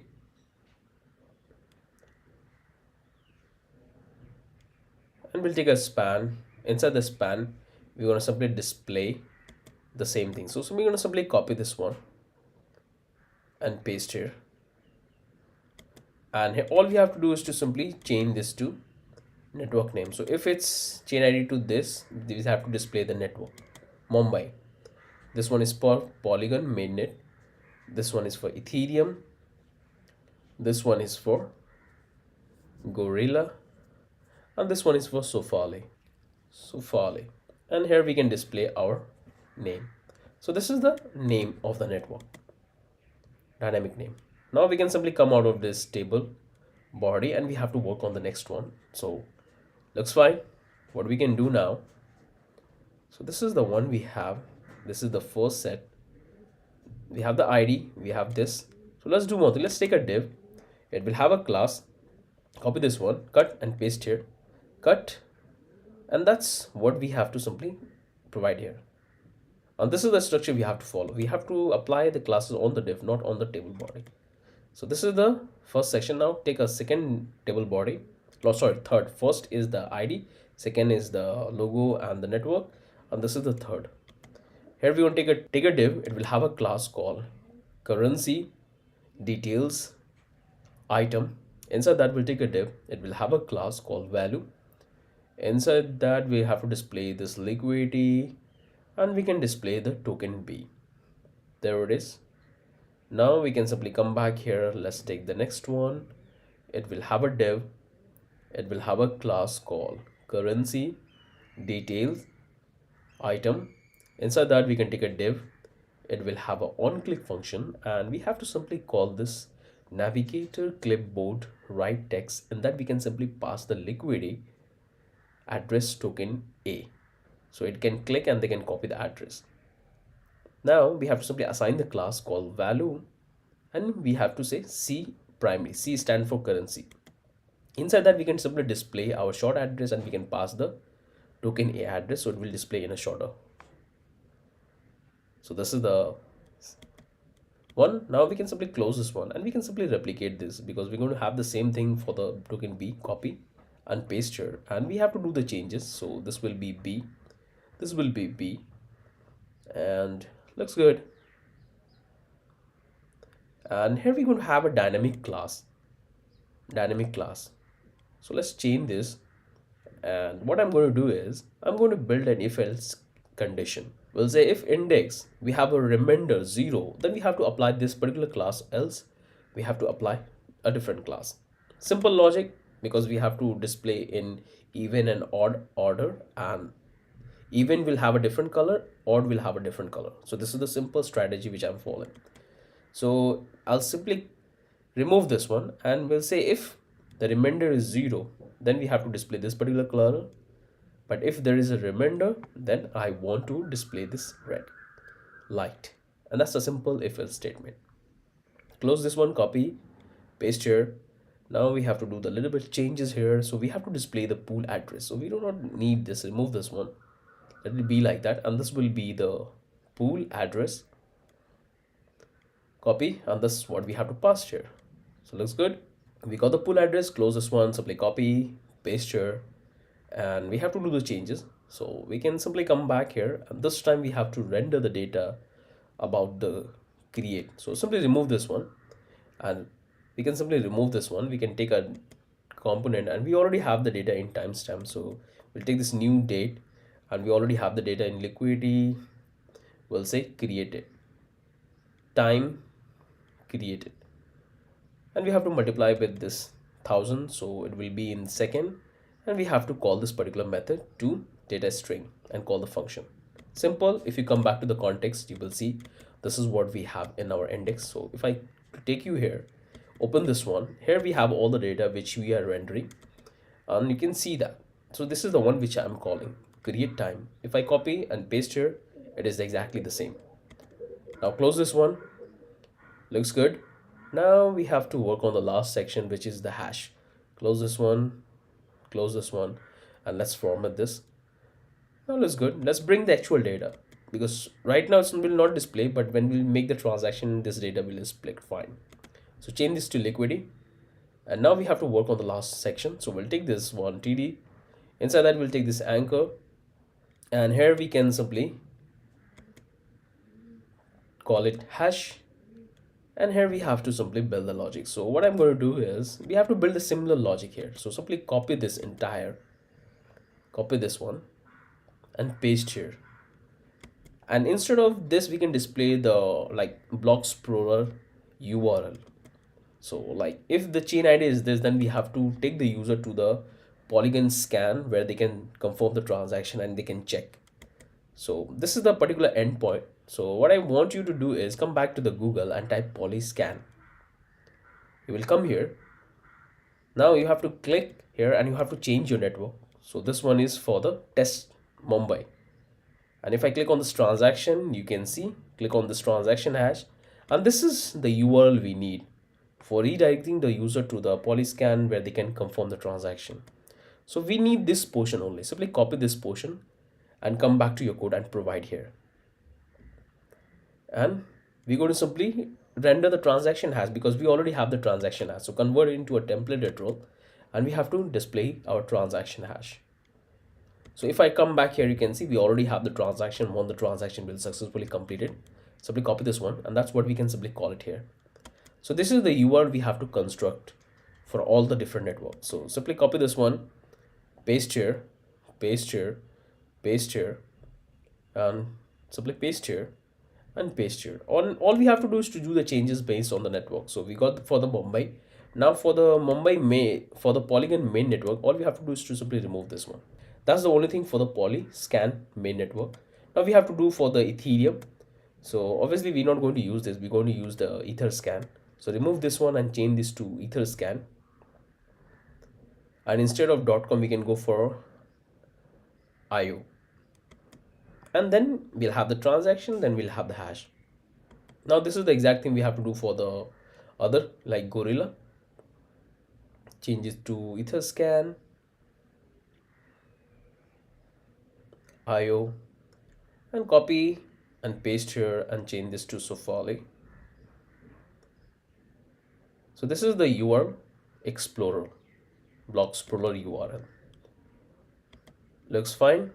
But in this project, we are focusing only on Polygon Mumbai. If you want to do the transaction in all the network, make sure to deploy your contract in all the different networks. So here we are focusing only on Mumbai and where we have deployed our contract. but this particular contract is not available on Ethereum, Gorilla, or Sofali. If you do the transaction other network, it's going to throw an error. So that's the thing you have to keep in mind.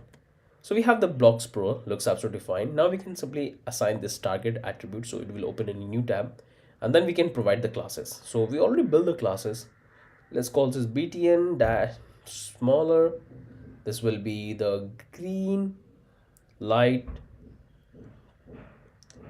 and looks fine. So we can come back here and we'll take a table footer tag. Inside that we'll take this tr. Inside that we'll take this t body. Let's call this call. Let's call this call span, and in that we can simply provide this 8, and then we can simply display our text. So I will go with this dummy text. It looks fine, and that's the only thing we have to do here in the liquidity.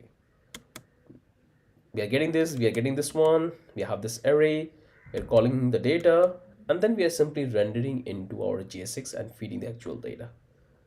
Looks fine. This is the dynamic body component, and here we have the footer component.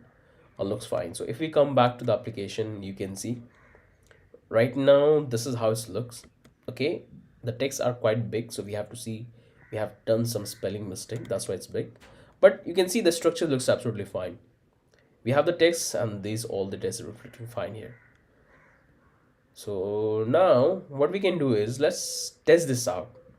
And how we can do that? Let's work on the actual component which allow us to find liquidity and create liquidity. So close this one, and now we can come here and let's work on the dynamic component. This is the footer we have, and let's work on this first. Let's work on the footer first because we need something to display in the bottom. So let's work on this footer. After that, we're going to work on our loader. Then we're going to work on the dynamic pool component. So let's import. This time we're going to simply import the React icon TI, and in that we need the social media icons. So we need the social media icons for the Pinterest circle. Then we need the YouTube. Then we need the Instagram. Then we need, let's say, Twitter, and the last one is going to be our Facebook. So these are the icons we are getting from React icons. Now once we have the icons, we can come back here. We have to import the, let's call this index. In that we have to import the footer icon, CSV icon. So that's coming from footer icon. Once we have all of this import, now we can simply come back here and let's take a array of object for our footer menu. So we'll take a variable called social. It's gonna be an array of object which contain couple of information. So like it will keep the information about the link. We don't want to redirect anywhere. If you can simply provide the link of your social profile. Then we're going to display the name. So it's going to be, let's say, Facebook. Then we have to display the icon. So then we already have the Facebook icon. So let's display that. Now I'm going to simply replicate it 5 times. And let's change this to Twitter. We have to change the icon. Then this will be our YouTube. And change this to YouTube. This will be our Pinterest, and we already have the Pinterest account. Now we're going to simply have one more, so we have 4. Copy and paste here, and let's change this to Instagram, and this will be Instagram. So we got all of our menu which we want to render. So far things are good. Now let's split the screen and let's see what exactly we are working on in the front end. So let's bring it here. Looks fine. Let's make on the big screen. That's how it will look. Now we can start working on the JSX. So first thing, we have to change this to a footer tag. It will have a class called footer. It will have an ID called site footer. Inside that we'll take this Canva. It will have an ID called can. Then we can simply come back here and we'll take a div. It will have a class called container. Inside that we'll take a div. It will have a class called row. In that we'll take a div. It will have a class called column large 6, column large offset 3. Then we'll have column medium 6. We'll have column medium offset 3.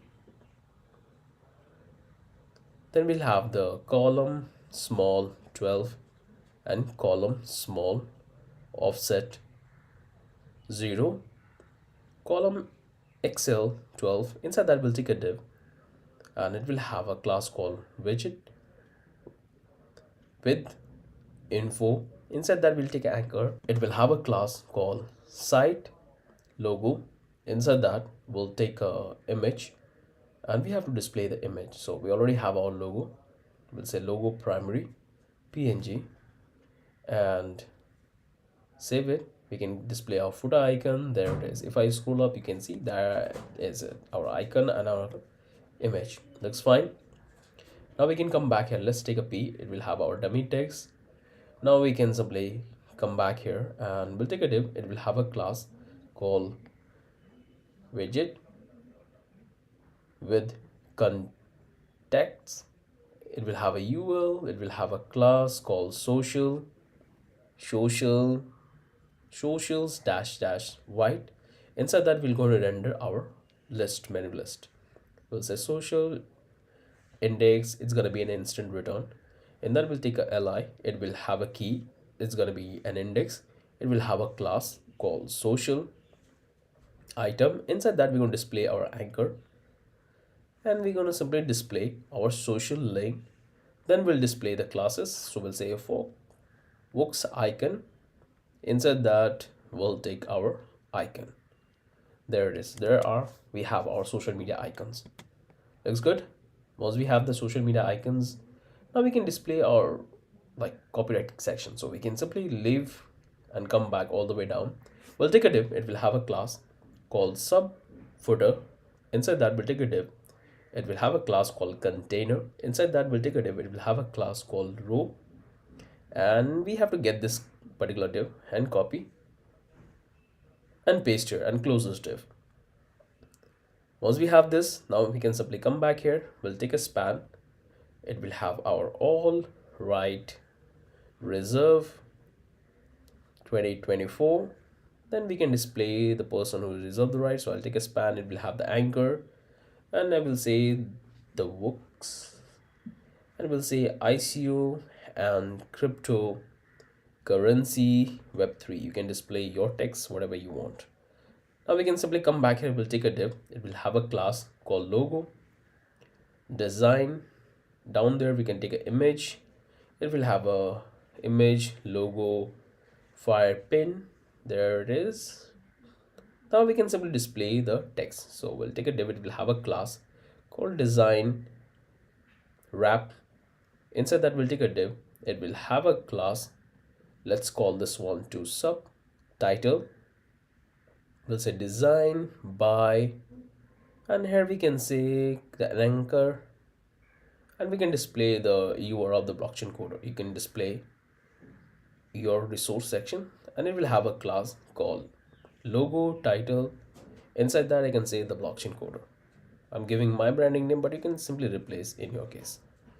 So this is the first section. Now we're going to have one more section like this. So we'll take a class. It will have a logo design, and it will have a logo design. We'll say brand Karimina. Inside that we'll take an image.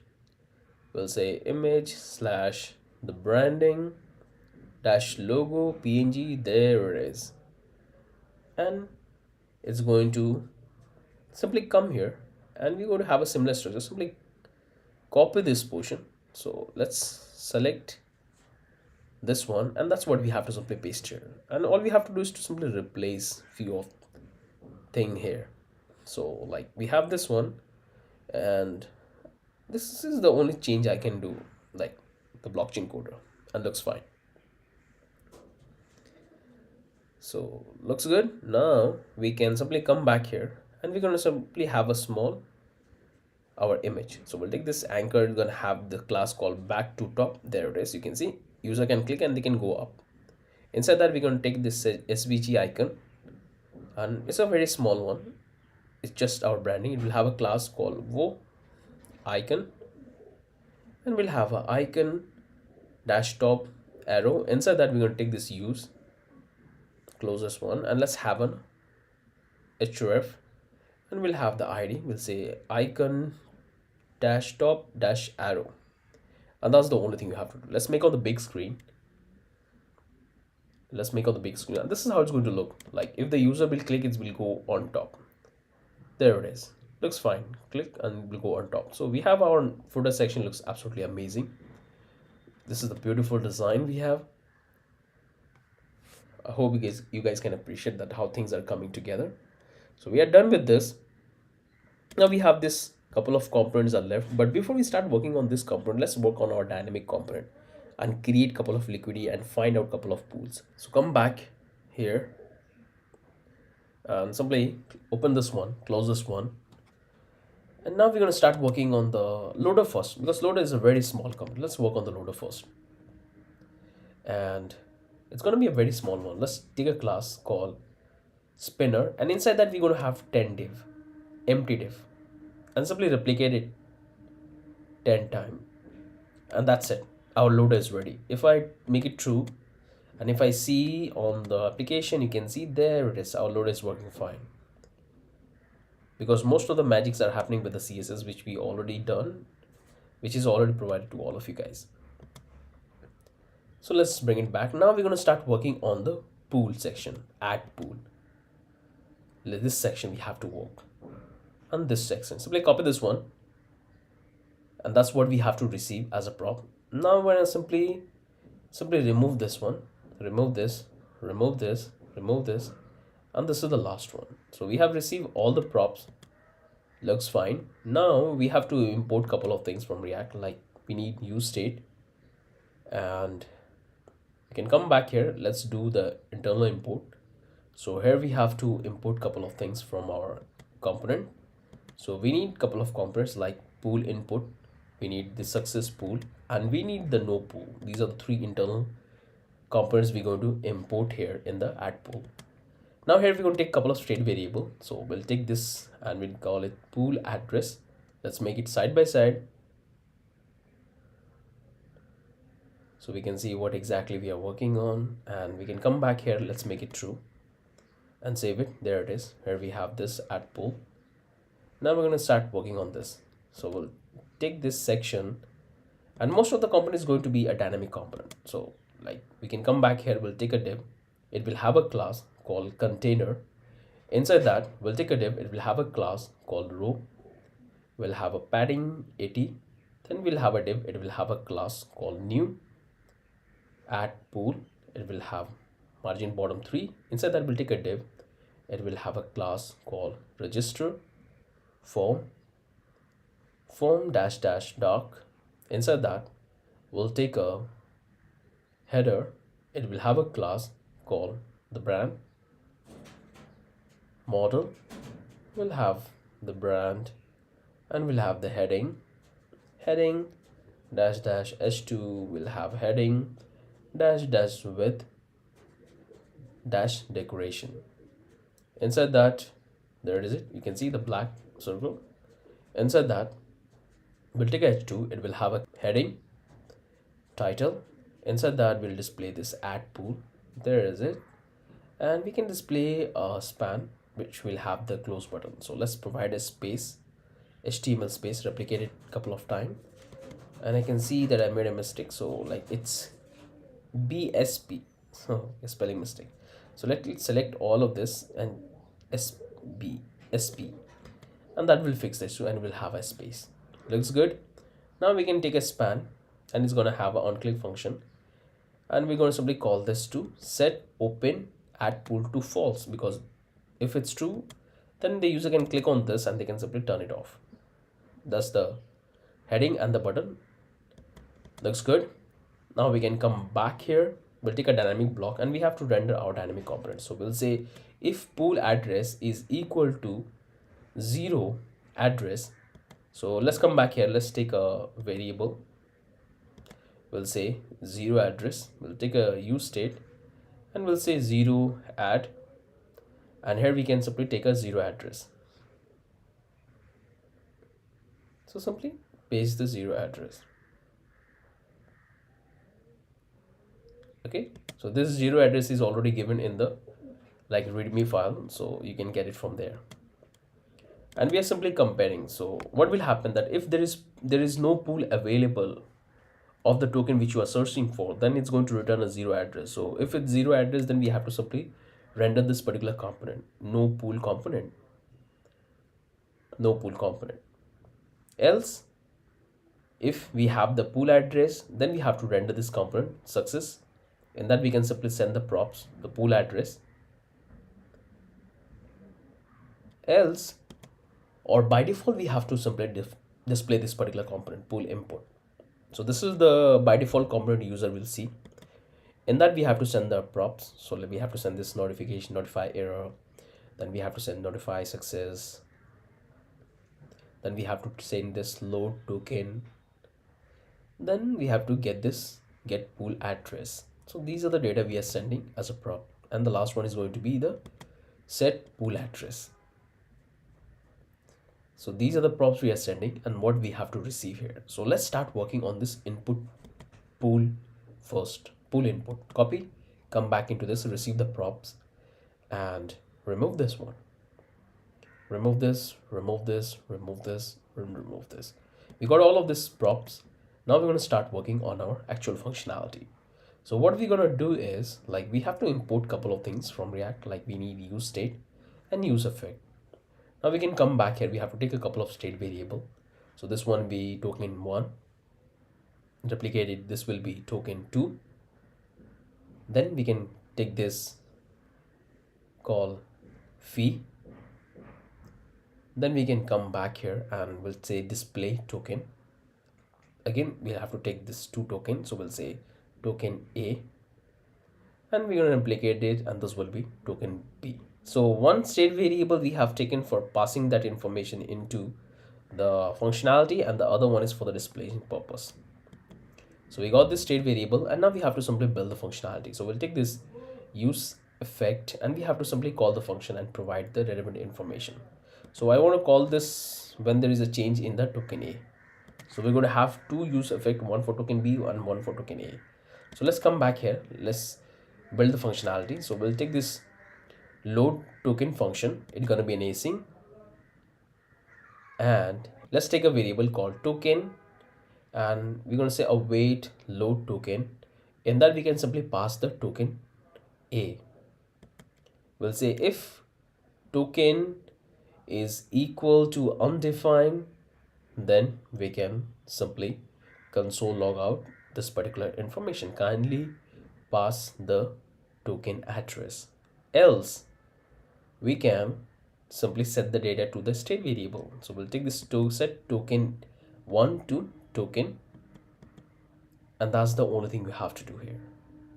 Simply copy and paste here, and this is the exact thing we have to do for the token B, because we're going to have 2 input field, one for token A and the other one is for token B. So we got this use effect, change this to B. Looks fine, and we have to simply call this function internally. Simply copy and simply call it here. So we are calling the function, close this one and close this one. We got that. Now we can come back here and we can take a variable called calling pool address. It's going to be an async. Inside that we have to build a condition. We'll say if there is no token 1 available, or there's no token 2 available, or there's no fee available, means user has to provide all of these 3 information to call the function. So we'll say return notify error, and in that we can say provide all details. Else we can simply call the function. So we'll call this pool. In that we can say await get pool address, and we'll pass the token 1, we'll pass the token 2 and the fee. These are the 3 information we need to get the pool address. And once we get the pool address, we can simply set that into our state variable. And that's the simple thing we have to do, because this pool address will come in the form of array. So we have to get the very first one. Now we can start working on the JSX. Looks fine. So this looks good. Now we can simply do one thing. We can come back here. Let's import our input component. So it's also coming from index, and in that we're going to simply import our input component, copy, and that's what we can simply call it here. So let's build this one. We'll take this fragment. Inside that we'll take a dynamic block and we'll say if token 1 exists, then we'll take this input it will have couple of props we'll receive into this input field, like value 1 will display the name, then we'll display the, let's say, token symbol, and we're going to display the balance of the token. So this is what we're going to display in the input field once we have the data about this token one.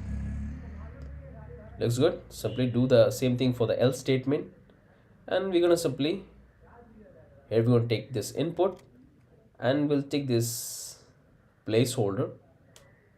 We'll say placeholder, in that we can say token A, and it will have a handle click function. In that we'll say we'll say this set token A e.target.value. So user can provide, and this will update the data to our state variable, and when the data is available in the state variable, it's going to make a call to our function. So this is the input field we have. Looks fine.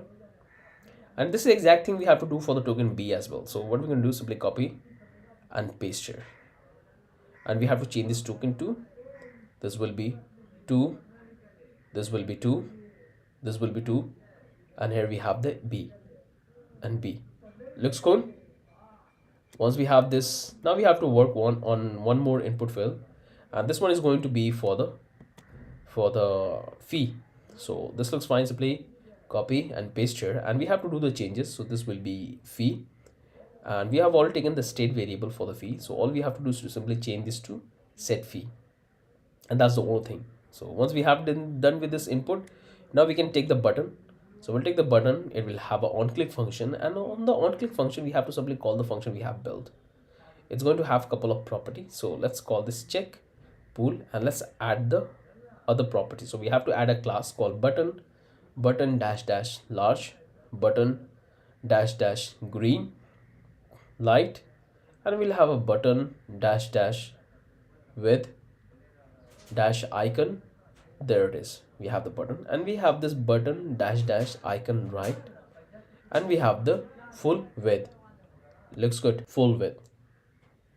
Now we can come back here. Here we can take our SVG icon, and we can do this exactly the same thing we have done over. So works icon gonna be have an icon arrow, and right inside that we're going to take this use, close that one, and we have to provide the ID. So we'll take this icon arrow right, and that's the only thing we have to do here. You can see so far everything's good. Now we have to work on our input component. So we have to receive all the props. So far things are good. Now we have to receive the props like a placeholder, and we have to receive the handle click, we have to receive the value. These are the 3 props we are receiving. Now we're going to simply add a class called form group. It will have a label floating is empty, and remove this one. Inside that we're going to take our input text, and we're going to have this property. So type is going to be text. It will have a class called from control input dash dash squared input dash dash dark. There it is. It's reflecting. Now we have to attach the placeholder. So it's going to have the placeholder. There it is. Then we're going to have the on change, and we're going to simply call our handle click functions, and we're going to simply call our value property. Looks good. So far things are good. I hope you guys can understand that what we have done exactly here. Now looks good to me. Now simply come back here. This is good. No issue we have. You can see the designing in the mobile is not that good, but we're going to fix that. Let's work on the functionality first. But it looks absolutely fine on the bigger screen. The only fix we have to do on the mobile screen. This is how it's going to look on the big screen. You can simply close it. If you do the inspect element, you can see that looks good, but it has a problem on this particular screen size, this particular one, but this is fine. Now what I'm going to do is, all we have to do is to simply provide the details. So I'll come back in the code, and I'm going to simply remove this one. Come back here and remove this and save it. If I click, it will open the pop-up, and now we can simply provide. So open close is also working fine. And now we can simply create our first pool and find the information about the two token. So this is we have done, and this is also look good. Close this one, close the input, and this is fine. Now let's test this out. Click on this, and we have to provide the information about the two tokens. So I already have the two token, right? WrapMati and the TBC token. So I'll come back here, and this is the address because I have used this WrapMati for the Polygon test network for creating liquidity. So I can check this. So simply copy this, and again all of the address which I'm testing right now, it's also provided in the readme file, so from there you can get it. Copy, come here and paste, and you can see it will fetch out the balance. You can see that the structure we have designed, first is going to be the token name, then it's going to give the symbol and how much fund I have available. So right now I'm doing this transaction on the Polygon test network. You can see this much fund I have on my Polygon test network in this particular account. I can do the same thing for the token B. So this is the token B, TBC token, which I have deployed on Polygon test network. I can simply copy and I can simply paste here, and it will fetch the balance. And here we have the balance, looks fine. So the fetching functionality we have built is working absolutely great. Now, before I simply call this one, let's do one thing. Let's build all three components. Let's build the component for the success and for the failure as well. So this is the one, let's build this one. So copy this pool address, get into this, and let's start designing this. This one is going to be a pretty simple. So what we can do, let's come back here, let's do the internal import, and we're going to import the input component, and we're going to simply change this to fragment. We can come back here and we'll take this input component, we'll have the value. So we're going to display our pool address, and it's going to have a button. So it will have an on-click function. We'll say navigator.clipboard, and we're going to simply say pool address, and it will have the classes. We'll say button large, button green, and we'll have a light. We'll say button white, icon, button icon right, and width is going to be full. These are the classes we have. Inside that we can simply say copy pool address, and that's the only thing we have to write here. And here we can display our SVG icon, which is pretty simple. We have to assign the class works icon, arrow right. Inside that we can take this use, close that one, and we can have the href, and it will have the ID, icon, arrow right. And these are the only thing we have to do here in the pool, success pool. Save it, looks good to me. Now we can simply close this one, reload the page, and let's find out the pool. So if I open this one, copy the address of the WrapMati, and you can see this is the liquidity which I have created on Uniswap Polygon Mumbai, which you can find here on the Uniswap. So all of this liquidity I have created between these two tokens, and that's reflecting here. So when I search for the pool, it's going to give me the address of the pool in which all of these liquidities are created. This is very important. So I'll come back here and I'm going to provide the address and paste here. Simply do the same thing with the second address, copy and paste here. So here I have the two addresses and the fund I got it. Now I have to check the fee ratio, and here I have to find the fee ratio. So this particular pool is created on 0.30% fee ratio. Right now we have multiple fee ratio like 0.005, 1000, 30%, and that's the thing you have to keep in mind when you are searching for the pool address, because you have to provide the right fee. If you don't provide, it will give you the zero address. So I'm looking for this 3000, 0.30%, so it's a 3000, and simply click on this check pool, and it's going to make a call, and here it will give you the pool address. You can simply copy and you can check and compare. You can simply come back to the Polygon Mumbai, and you can simply paste, go to the test network and paste the address here, and you can able to find the details about the liquidity which are created between these two tokens. So this is the contract in which we have interacted with the two token, and you will find this two token like TBC and the WrapMati, and the funds are available in the liquidity. So that's what we have utilized just now. So it's working fine. It's working fine, absolutely great. So looks good. Now we can come back here. This is good. Now we have to work on the no pool. What if there is no pool available? Then we have to display the user that there is no pool available. So we can come back here. Let's take this fragment, and it's a pretty straightforward. We'll take a div. It will have a class called new center image. We'll say margin top 30%. In the set that we'll take the image, and this coming from no pool.png. It will have a class responsive with 50, and we can simply copy the button. So we can come back here in the pool input and simply get this button, copy this button, and that's what we can simply paste here and change this to sorry no pool get back, and change this to window dot location dot reload. So it will reload the window and it will reset everything. Looks good. Save it, come back here, provide the information. So this is the token one, and I'll go with this particular token like OBC. This is the token we have, OMC. Copy the address and then paste. So this particular two token has also created a liquidity. So if I go with this two token, I'll pass the fee ratio, same fee ratio. If I click on this check pool, it will give me the pool address. So you can see it's working from multiple token as well. One we have searched for the TBC, and the second one is the OMC, and both is working fine because both of these two token has a liquidity in this pair.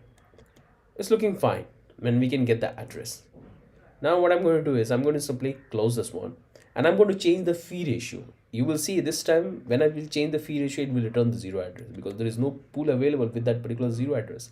Copy this one, paste here, get the second token, copy and paste here. These are the two token, and this time go with this 500 fee ratio.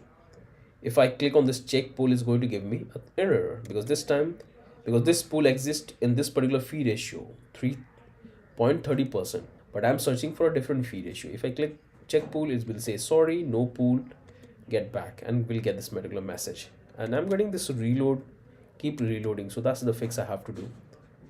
So it will simply reload the browser.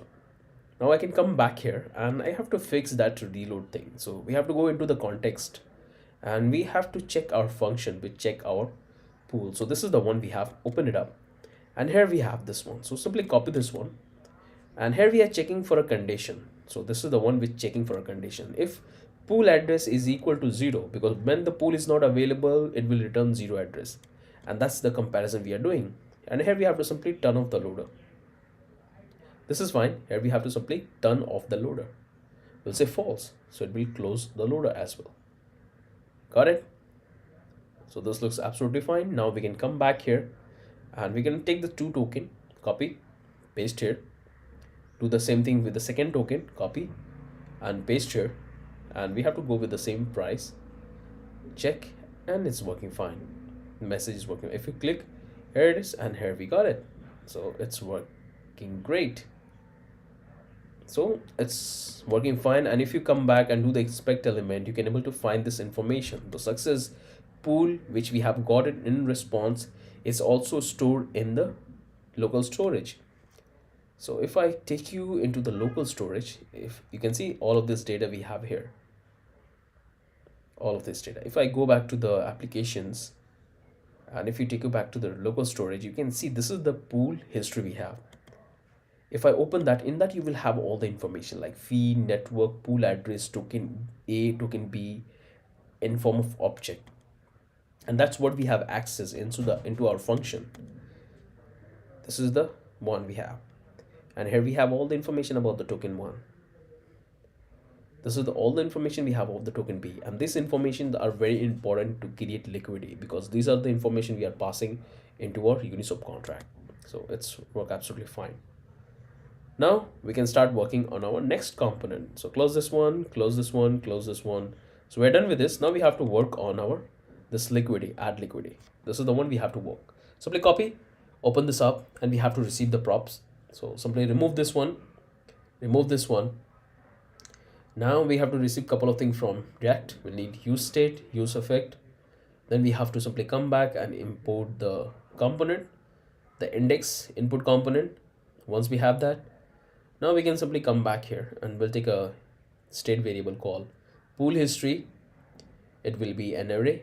Then we have to take a selected pool, and there will have a multiple pool from which user have to select one pool for creating the liquidity. Now we have to take another state variable. This will call liquidity amount, and we have to also take a variable for the allowance, number of token we want to approve. We will say approve amount. So these are the state variable we have taken. Now we have to take use effect, and here we're going to simply do one thing.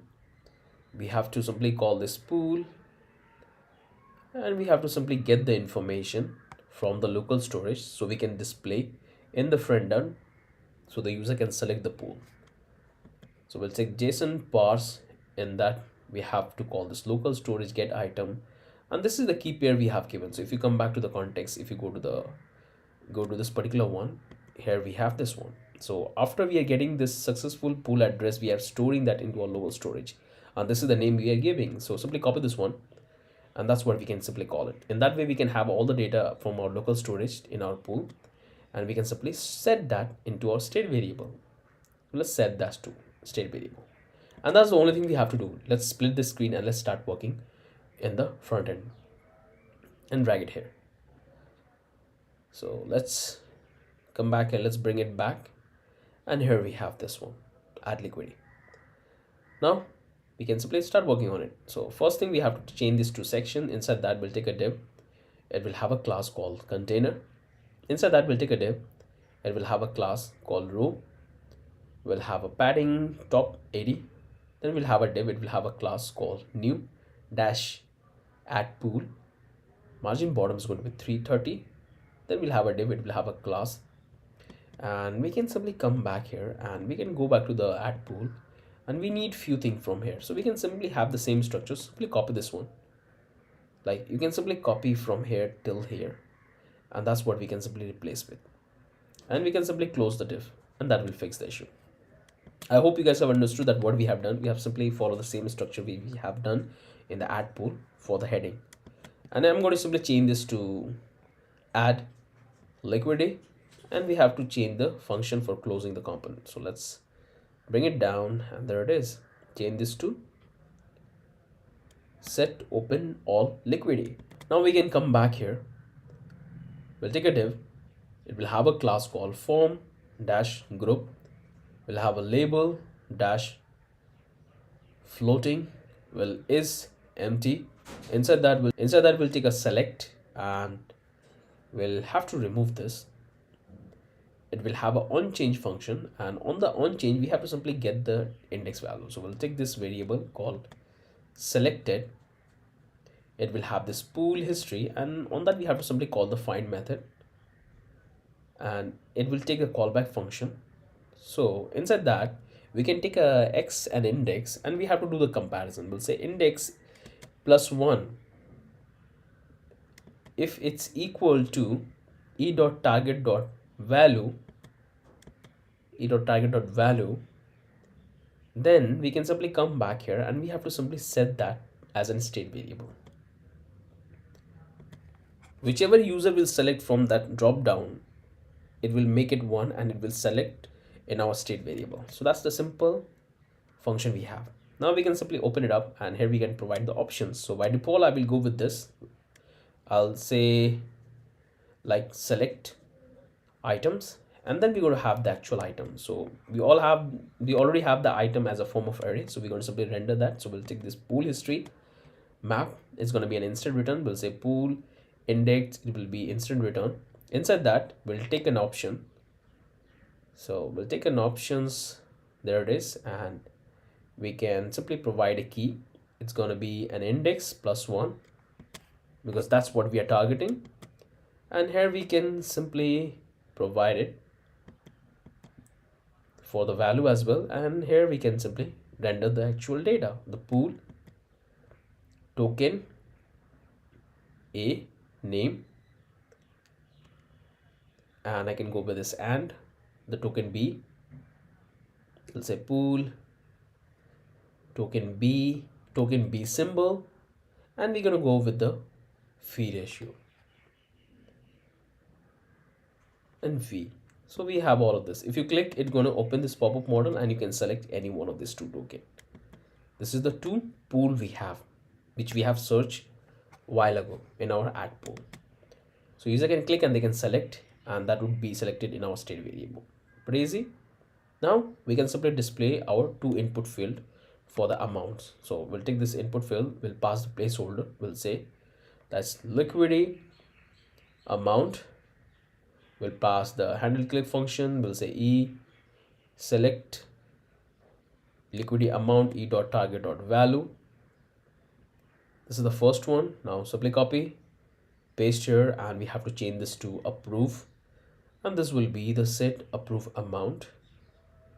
Now we can come back here and we already have the button, so we can go back to the pool input and we can simply get this button. Simply copy this one, and that's what we can simply call here and paste here, and we have to simply change this our function. So I can simply call this create liquidity and pass all the data.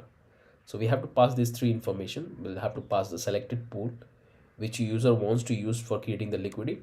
Then we have to pass the liquidity amount and approve amount. These are the three information we are receiving in our function. I'm getting some sort of warning. Why? Okay, simply provide this comma and that will fix the issue.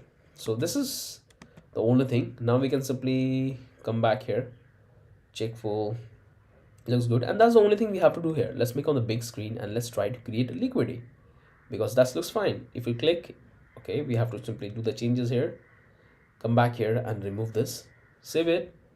Now we can come back, reload the page, and if you click, it's going to open the add pool where user can add the pool and they can close, and this is for the liquidity.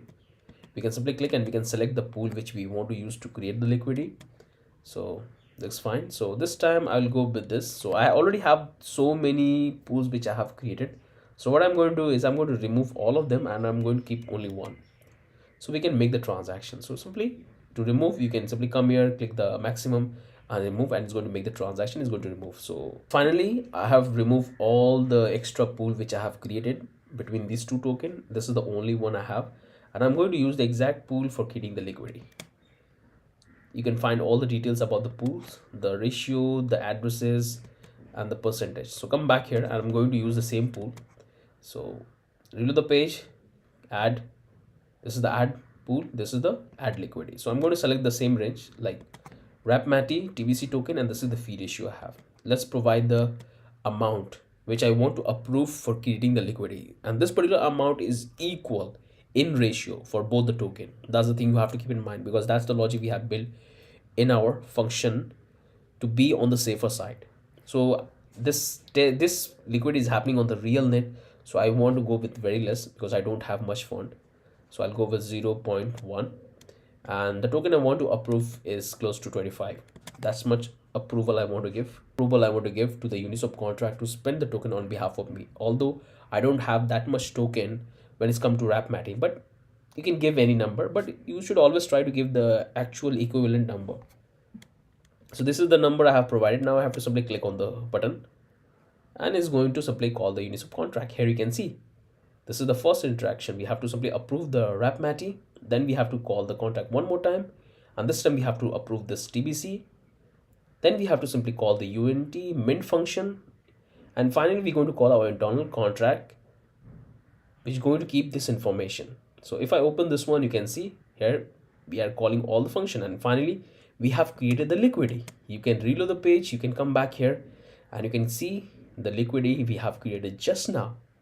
You can find it's in the range. This is the price ratio as per the current volume of these two tokens. Everything looks absolutely fine. If you come back here, you can see the data is not reflecting here, but you can reload the page because sometimes the data takes a little bit time for getting registered and it's displaying. So here finally we got the data. You can see it looks absolutely fine. You can click and you can come back to the Mumbai, because there we have done the transaction and verify the transaction. You can see between the two token transaction hatch and all the details. Looks fine. Now looks good to me. Everything's coming together. If you click and simply paste the address, you can simply copy the address. And I can see this quite big. So let's try to fix that. And I found a problem. So what we can do is come back here in the liquidity history, and we have to do a slight changes here. So it's big, the title is big, but we have to make it a little small. So here we have to do the changes, and here I found one thing. So this looks fine, and here we have to do the changes. It's a tables. Okay, we forgot to add stable tables. If you provide that, now it's quite small and looks perfect as per the design we have. Looks good, looks good. Now let's do one thing. Let's create one more liquidity. So click on this, select the token, and let's give the amount 0.001, and I'll go with 10. Click is going to make a call to a Uniswap contract. First we have to approve both the token. This is the TBC, approve. Then this is the mint function we have. Then the final, our internal contract function, confirm. Click and just wait, the transaction is happening, and finally the transaction is completed. Reload the page, and here we got both the contract. On over effect, it looks absolutely fine. So our CSS and JavaScript also working great. Looks good. I hope you guys can appreciate that how things are coming together and everything looks absolutely fine. We have no issue in our project. Now user can use our application to create liquidity. Got it? Now we have done with this. Come back here. And now we have to work on this 4 component which are left: app, analytical access, and ICO cell. So these are the 4 we're going to work in the next video. So hope this looks good. And this is what we're going to work in the next video. So that's the only thing from my end. Hope you guys have enjoyed so far. In the next video, we're going to start working on our app component and other component which are left. Have a wonderful day. Bye-bye. All of you, welcome back to the last part of this project. This is where we left in the last video. So we have done with almost the major functionality of our application. Now we have to simply connect those 4 component, and we have to add the functionality of ICO as well. So this is where we left, and this is what we're going to start with. So first thing, let's start the application. I'll type npm run dev, and here we have our application is running on localhost 3000. Go close this one and open in your new tab and click here. So everything's working fine. Let me pass my credential and hit unlock, and here we are connected with the application. So it's taking a little bit time. Let me reload the page, and finally we have all of this liquidity we have created previously. So it's working fine. Now we're going to start working with this 4 component which are left in our project. So we'll start with this app. So let's start with that. Come back here. Let's make it side by side so we can see what exactly we are doing here. And this is what we're going to work on it. Let's expand that. So the very first thing we have to do is change this to section. And let's remove this one. Take a div. It will have a class called container. Inside that, we'll take a div. It will have a class called row. Inside that, we'll take a div. It will have a class called call large 12. And we'll have a medium 12. We have a small 12. And we have extra small, and that is also 12. So these are the grid classes we have. Now inside that, we will take a header tag. It will have a class called Crimean model. Then we have heading. We have heading h2. We have the heading, and the last one is heading with decoration. This is the classes we have, and this is nothing new to all of you guys. And inside that, we're going to take this div. It will have a class. Let's have this heading subtitle. Inside that, we'll take this top 5 cryptocurrency. You can display your text. Now we can come down below. We'll take h2. It will have a class called heading title with normal. Inside that, we'll display this statistic of currency on, and we'll take a span. Inside that, we'll have this with bold, and we can display all your device. That looks fine. Wonderful. Now we can come back here. We'll take a div. It will have a class called heading text. Inside that, we'll take this dummy text, but you have to replace with your text. Now we can come back here out of this header tag and we'll take a P. It will have the dummy text. So this is the dummy text. Now we can come back and here we'll take a div. It will have a class called button market wrap margin top 60 pixels. Inside that we'll take an anchor and we don't need to redirect anywhere. Inside that we're going to display the class. We'll take a button. We'll take button dash dash market button dash dash apple, and we'll have a button dash dash white dash icon and button dash dash icon left. So you can see we have the button. Inside that we have to display our icons. So inside that I'll come back here. I'll take a SVG file and I'm going to assign the classes. So we'll have this works icon and we'll have the icon apple. There it is. Inside that we have to take this use and we have to provide the h, and here we have to provide the ID. So this is the icon for the apple icon. So we'll take this icon apple. There it is. Now we'll simply come back here and I'm going to take a div because we have to display the text. It will have a class called text. Inside that I'm going to take a span. It will have a class, will have a subtitle. In this span we're going to say download on, and we're going to simply replicate this and change this to title and change the text to Apple Store. We have this beautiful button with the logo and sub text and the main text. Looks good. And all we have to do is to simply replicate this anchor one. We're going to have two buttons and this one is going to be for Google. So let's come back here and this is going to be fine. No need to do any changes. All we have to do is to change the icon. So this will be called icon if 59 play, and this is the ID we have for the image, like 8737843782, and we have looks fine. Now I'm going to simply copy and that's the same thing I'm going to apply here. There is it. You can see it's changed to Google, and here we're going to simply change the text. So this will be same. It will say Google, will say play. That looks fine. So we got this two button, looks fine. Now we have to display our image. So we can come back, we'll take a div.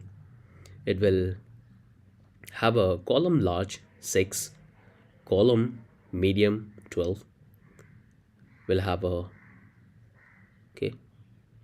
column small 12 and a column extra small 12, and we'll have a top 30 pixels. Inside that we'll display our image. So we have the image inside the image folder, and from there we have to get the phone image. Looks fine. Let's have a class called responsive dash with 50. There it is. Looks fine. And that's the entire component we have to build in this particular app. Let's expand on the big screen, and there it is. Looks fine. Okay, there is some problem in our alignment. So this looks fine. There is no problem in this. All the statics is good, but the image is not in proper order. So this is the one which we have to fix, but the rest is fine. So maybe I have given some different name to the classes, and I can see here. So if I come back here I have to assign the classes. So let's take that medium dash padding. It's going to be 120. Then we'll have the responsive align center. That's the first set of class you have to add in the section. Once you're done with that, now here we have to do the change, and the second change you have to do here. So make it 6 and save it and come back here. Now it looks fine. You can see it is perfectly aligned in the proper direction. We have on the left hand side we have this text and the buttons, and on the right hand side we have our image. Now we have to start working on the analytical part. So let's open that in the code editor, close this one, and now we can come back to the analytical. Click here, and here we have it. So let's click on this inspect and like make on the big screen. Now we have to change this to section. Let's have a class called bgd.it map. Inside that we'll take the div. It will have a class called container. Inside that we'll take a div. It will have a row medium dash padding 300. We'll have align center. Inside that we'll take a div. It will have a class called column large 12. We have a medium 12. We have a small 12, and we have a extra small is 12. Inside that we'll take an image and we have an image inside this dotted image, and that's what we're going to display. You can see that's dot image. It will have a class called primary dot, will have a margin bottom 30 pixels. Now we can simply come back here, we'll take a header, and we already built this one, so we'll come back here in the app, and from here we're going to simply copy it. So we're going to simply copy this entire, let's say this section, copy, and that's what we have to paste here. So this is the entire section. All we have to do is to simply replace the text. So these classes are fine, don't need to do any changes here. And let's remove this one. We have this h2, and this is normal. Let's change this text, and we can say life in the digital world. A short description we have. Now we can come back here, we'll take a div, it will have a class called heading dash text. Inside that we'll take a text, we'll say blockchain technology, there it is, and looks fine. Now we can simply cut this one, and we have to keep here. That looks good. So it's going to be our h2 is going to be our title. So this is what we have to do. Looks fine. Now what we can do is we can simply come here, and we'll take a div, it will have a class called counters. Inside that we'll take a div, it will have a class called column large 3, we'll have a medium 6, we'll have a small 12, and we'll have a extra small is 12. Then inside that we'll take a div, it will have a class called the branding Kariman model. Then we'll have the second one is the counter items. Inside that we'll take h4, it will have a class called counter dash title. Inside that we'll take a market price, that's the text we have, and we're going to simply take a padding. It will have a class, let's call it counter text. Inside that we'll take display this dummy text, and that's what we have here, and that looks good. Now we can simply come here, we'll take a div, it will have a class called counter line, and I'm going to simply replicate this 4 times. So simply copy this one and replicate this 4 times. So 1 2, this is the 3, and this is the last 4. You can see it's perfectly aligned and it looks beautiful and responsive. Now we have to do a little bit changes. We have to add one more div. So come back to the second one. And here we have to add a, so what we can do, we'll take a div, it will have a class, and this will say counter dash units, counter dash numbers, will have a counter. Inside that we're going to take a span, it will have this number 16. We'll come out of the span and we'll take a div, it will have a class, let's call it units, and in that we'll say MB. So this is the simple div you have to add in the second one. Simply copy this one, and this is the one we're going to attach in the fourth one. So we have done with the second one, now we have to attach not in the third one. So third one will be fine, if you want you can simply add, but this is not what we have in the design. So this looks good.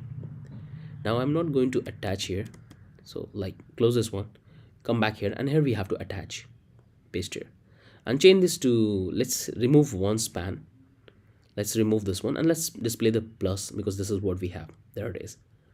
Now it's perfectly aligned, and that's the only thing we have to do here in this component. So let's expand this one, and here we have it. Nice over effect we are getting this. Pricing section looks good. This is also looks fine. Now we can start in the next component. This image good, this text, and slowly things are coming live, and this looks good. Now we can start with the axis. Let's come back here, close this one, close this one. Now come back to the axis. Let's make it side by side, because it's going to be only GSX. We can change this to section. Let's take this section, it will have a class called bg1. Inside that we'll take a div, it will have a class called container. Inside that we'll take a div, it will have a class called row medium padding 120. Inside that We'll take a div. It will have a class called the branding, called model. Then the second one we have is the featured blocked. Inside that, we'll take this div. It will have a class called image block. Inside that, we're going to take the image and we have to provide the path of the image. So we're going to take this pc.png. Beautiful. And it's going to have this alt tag phone. Now we're going to come back here. We'll take a div. It will have a class called text block. Inside that, we'll take this header, and we already have this, so we're going to simply come back here and we're going to simply come and simply copy from here. So like we need this entire header, copy and simply paste here. So we got that one and the text is fine. All we have to do is to change the texts. So let's remove this to access, and this will be called analytical market and price data. There it is, and this is fine. Let's remove a little bit text from here. Good. Now that's the only thing we have to do here. I hope you guys can see how things are coming together. Now let's expand this one, and it's beautiful. So we have this image, we have a background image, then there is an image, and on top of that we have the text. Okay, this looks fine. Now we can start with the last component, this ICO cell. So come back here. This looks good. Open this one, close this one, close this one, and we can come back to the ICO cell. Here we are. Let's import a couple of things from React. So use state. Then we have to do the internal import. In this, we're going to import our internal component. So it's coming from input. Then we have to receive the props. So these are the props we have. Simply copy and receive and remove this one. So here we have all the props. Now we can come back here. We'll take a use state and we're going to take a variable called token quantity the user wants to buy. So let's change this to quantity, and by default is going to be nothing. And I can come back here. I'll take a variable called percentage because we have to display our progress bar. So let's do that. So we'll take this template literal and we're going to take the total token cell, and we have the total sold, that how many tokens. So this token cell prop will contain all the information about the ICO, including the pricing, number of tokens are left for selling, and how many tokens are sold. So we'll take the number of tokens which are sold, and I'm going to divide that with the token cell. In that we have the quantity, means the available token for the ICO, token cell balance. Once we're going to simply do this multiplication, and I'm going to simply multiply by 100 so I can get the percentage value, and that percentage value I have to pass into my progress bar. So it can be a dynamic one. Let's make it side by side and let's design this one. And I'm getting this particular warning and I know, so simply remove this one, and this is fine. Come back here. Let's change this to a section. It will have a ID. Let's call it token by. It will have a class called medium, padding 120. It will have a responsive, align, center. That's what we have here. Now we're going to simply remove this, take a div. It will have a class container. It will have an ID called by books. Inside that, we'll take a div. It will have a class called row bg2. Inside that, we'll take a div. It will have a class called column large 6, column medium 12. Then we have a small 12, and we have extra small is 12, and it will have a margin bottom 30%, 30 pixels. Inside that, we'll come back here and we have to get the header. So simply come back here and we have to simply copy, and that's what we have to provide here. So simply paste here. This is what we have. Now we're going to simply remove few things from here. So first thing, we're going to remove this div, and let's take an image and we'll display this. So we'll display the image of dot. Let's provide a class called responsive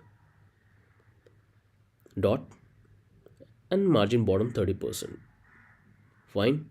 Then we can come back here and let's change this text to hurry to invest, and this will be our cryptocurrency, and bold. Fine. And this text looks good. Let's make it a little short. So this is what we have, and looks good. This is the header section we have. Now we can come back here. We'll take a p. We'll have a dummy text. So we have our dummy text, simply copy, and that's what we can replicate here. A little big, and this looks good. Let me have a look one more time. So we have this padding and we have this text. Now what we can do, come back here, we'll take a div. It will have a class called the branding model and agreement model, and it will have the second class, let's call it counter item, counter dash dash icon dash left. Margin top is going to be 60. Inside that we'll take a CSV icon and it will have a class called Vogue icon. Inside that we'll take this use and we have to provide the href. So it's going to be hashtag icon. There it is, that group icon we have. Now we can come back here, we'll take a div. It will have a counter dash content. Inside that we'll take a div. It will have a class called counter number counter. Inside that we'll take a span. It will have our data. So this native token will contain all the information about our native token which we are selling. So from there I have to get the token supply, total supply. There it is, we have the total supply. Now I can come here and I can display, take a div. It will have a class called unit and will display the plus. Somehow the stylings is not applying, so let me have a look. And I can see here that this is I have, and let's provide this s, so it will apply the styling.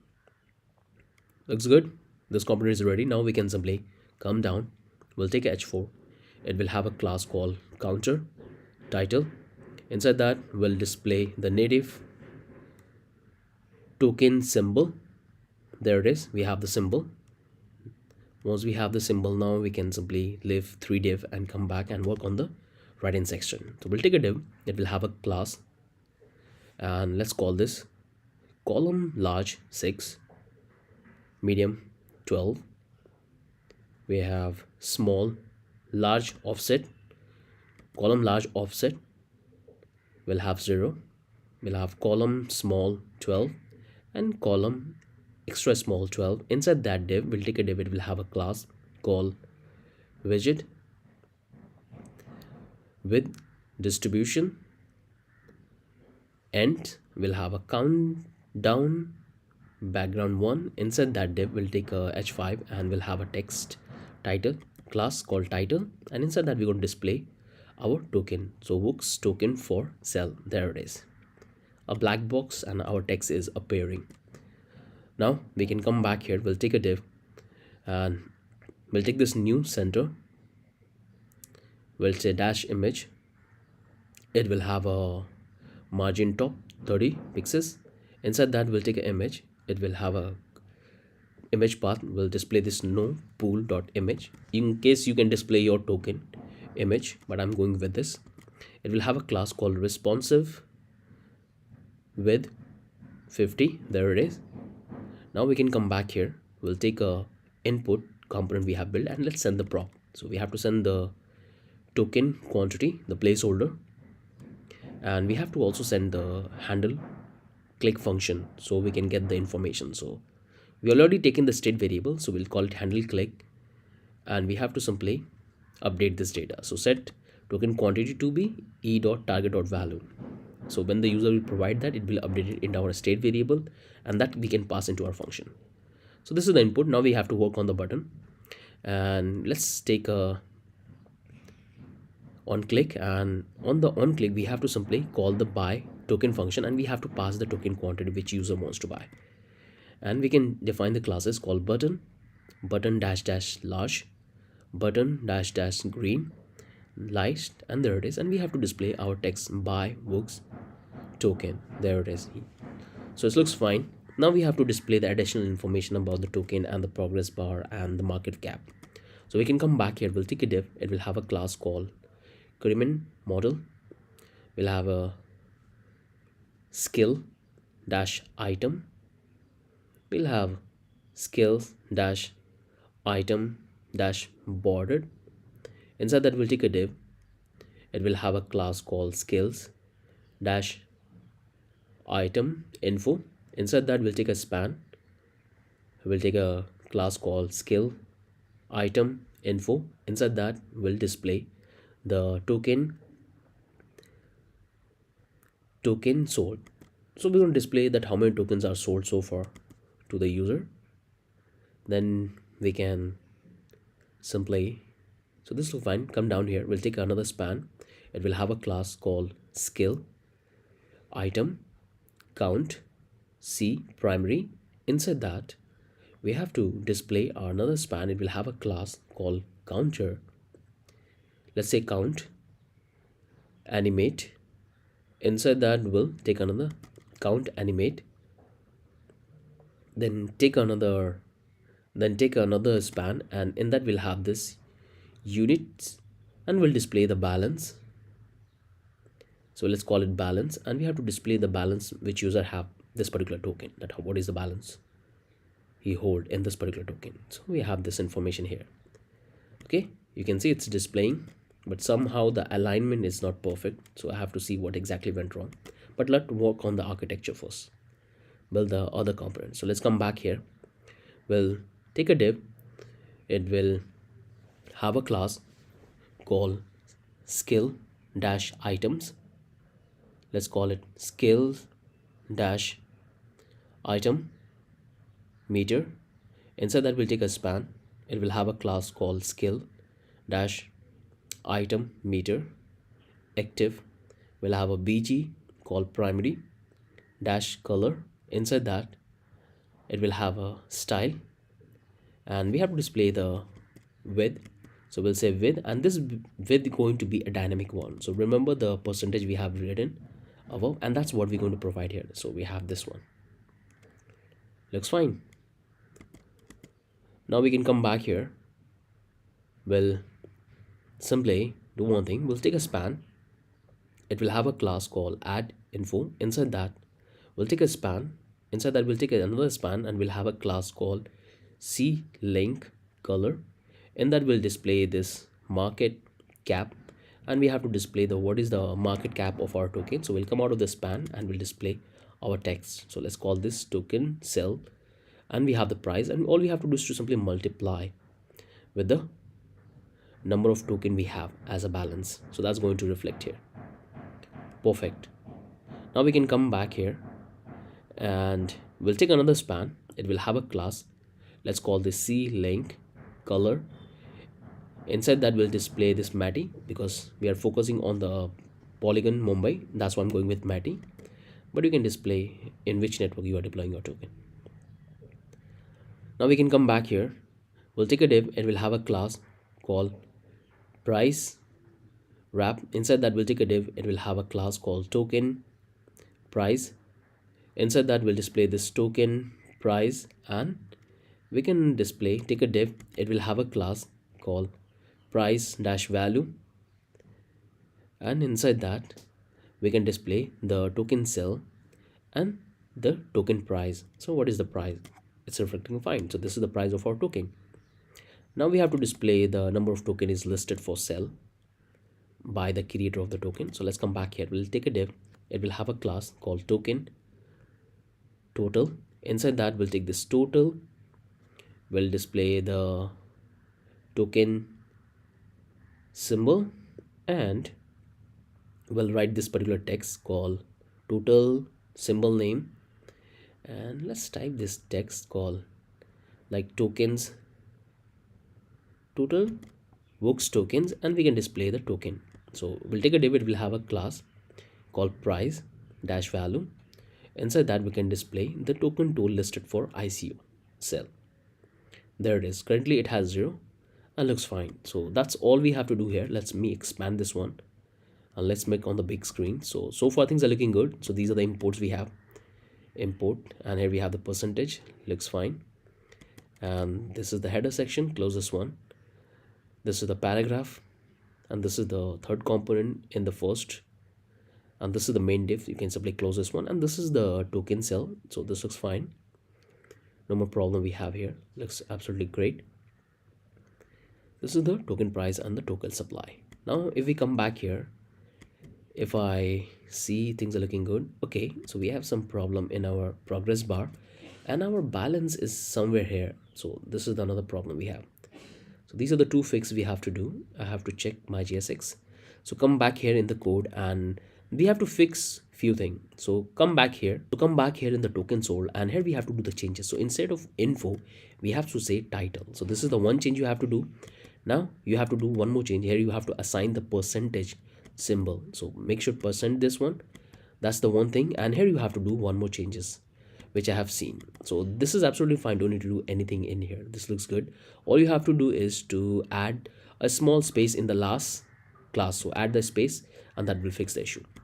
So this is the three changes you have to do, and save it and come back here. Now everything's perfectly aligned. So we have the account I have connected with the application is the owner of the token contract. That's why you can see this much fund.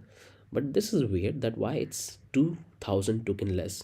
I haven't done any transaction, but it's showing me this less balance. So let me see. If we come back here, this is fine. Let's expand this one, close this one. Don't need to do anything in here. Close this one. Now come back to the hero section. So like close this one, come here, go to the here we have in the index, and this is the function we have built. Like this looks fine. Don't need to do anything in here. Close this one, and here we have this particular function called transfer native token, and this particular function will transfer the token to the ICO contract. So this is what we have done. So this is the ICO contract in which we're going to transfer the token, and we have this 2000 token that's I'm transferring. So let me comment this one, and here you can see these are the contract we have deployed, and here you can see this is the ICO contract where we are transferring the token. Looks fine. And here we are passing to, I'll change this to 5000 token I want to transfer. This is the one function we're going to call it. Now come back here in the index and simply go to the hero, and we have to simply comment this one and uncomment this particular function, because this is the function will transfer the token to the ICO. Now we have to simply get this, and that's what we can simply provide here, and we have to turn off our loader. After it's successfully complete, then we have to simply reload the browser. So come back here. So it's a very easy fix. Simply close this one, and here we have all of the code which we have written for the liquidity history. There is no problem we have here. All you have to do is come back here, and here you have to add this particular class, overflow Y. I was stuck for a while, and finally I found that this class was missing. So make sure to add this particular class in the div, and it's all it does, it's make it overflow auto. So if you come back here in the CSS, you can see we are making overflow Y is auto, and that's going to make it responsive. So make sure to add this particular class, and it's going to have a responsive on the mobile device as well. So you can do the inspect element, and you can see this looks perfect. Now you can simply slide through that, and you can have a perfect slider where you can see all of things. So this looks fine. No more issue we have. We can simply check in multiple screen sizes, 100% responsive, and we already have a pool. This one is working fine. So we already have a pool. Like let's create one more, and this one is fine. Now what I'm going to do is, everything is working fine. Let's have a look final time, and here we have an issue. Like why it's 8000, and I finally found an issue, that what exactly the problem I have when I was stuck. So I found an issue. So what I'm going to do is, by mistake I provided the previous token address, means a different token address I have provided when I was doing this testing and building the application, and that's the change I have to do. So let's close all of this, and the one change I have to do in my context. So if I show you here, if I show you again here, like we have this. So finally I found the problem, that why we have a less token, and the problem is that I was using a different token address in our function, and due to that it has a less token, and it was reflecting. So I have done the changes. You can see right now we have this entire token supply we have created in my account, and we have nothing here in the token sale contract.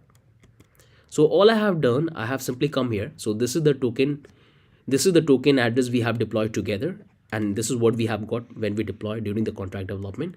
But here you can see in the Wix token, I am using a different token address, which when I was testing and building this application. So all I have to do is to simply replace the address. So simply copy this one and replace here, and that's the only thing you have to do. Don't need to redeploy the contract, just change the address, and in your case it will display the like your token address fund. So there is no problem from your end, it's the problem from my end. Now we have this. Now what I can do is we have to simply transfer the token one more time, because this time we are using different token, and I'm the owner. So let's simply transfer the token to the ICO, this particular token, and click on confirm. And here the transaction is happening, and just wait. And finally the transaction is completed, and we have a page reload, and here we have the total supply, the 5,000 token we have transferred, and here we have that. So now it's working perfect. Now what I'm going to do is I'm going to simply change my account, and I'm going to use different account for buying token. So I'll go to my first account, I'll clear the history, and I'm going to clear the history. Looks fine. And reload the page. I'll simply come back here, and let's try to buy. And I'm going to buy less token, because this transaction I'm doing on the test network and I don't have much fund. So I'll try to buy token, let's say 15 token. So if I click on this buy, it's going to open MetaMask, and here I'm interacting with the ICO contract buy token function, and I'm paying this much money for buying 15 tokens. So let's click on this confirm, and it's going to complete the transaction, and the token would be transferred into my account. So just wait, the transaction is in pending mode.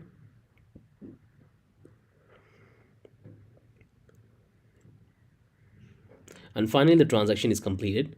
If you come back here, you can see I have this 50 token which I have bought, and it's this particular went down to 15, and here we have price, and here we have our progress bar is also got initiated, and we have the total market cap. So all the data is reflecting fine.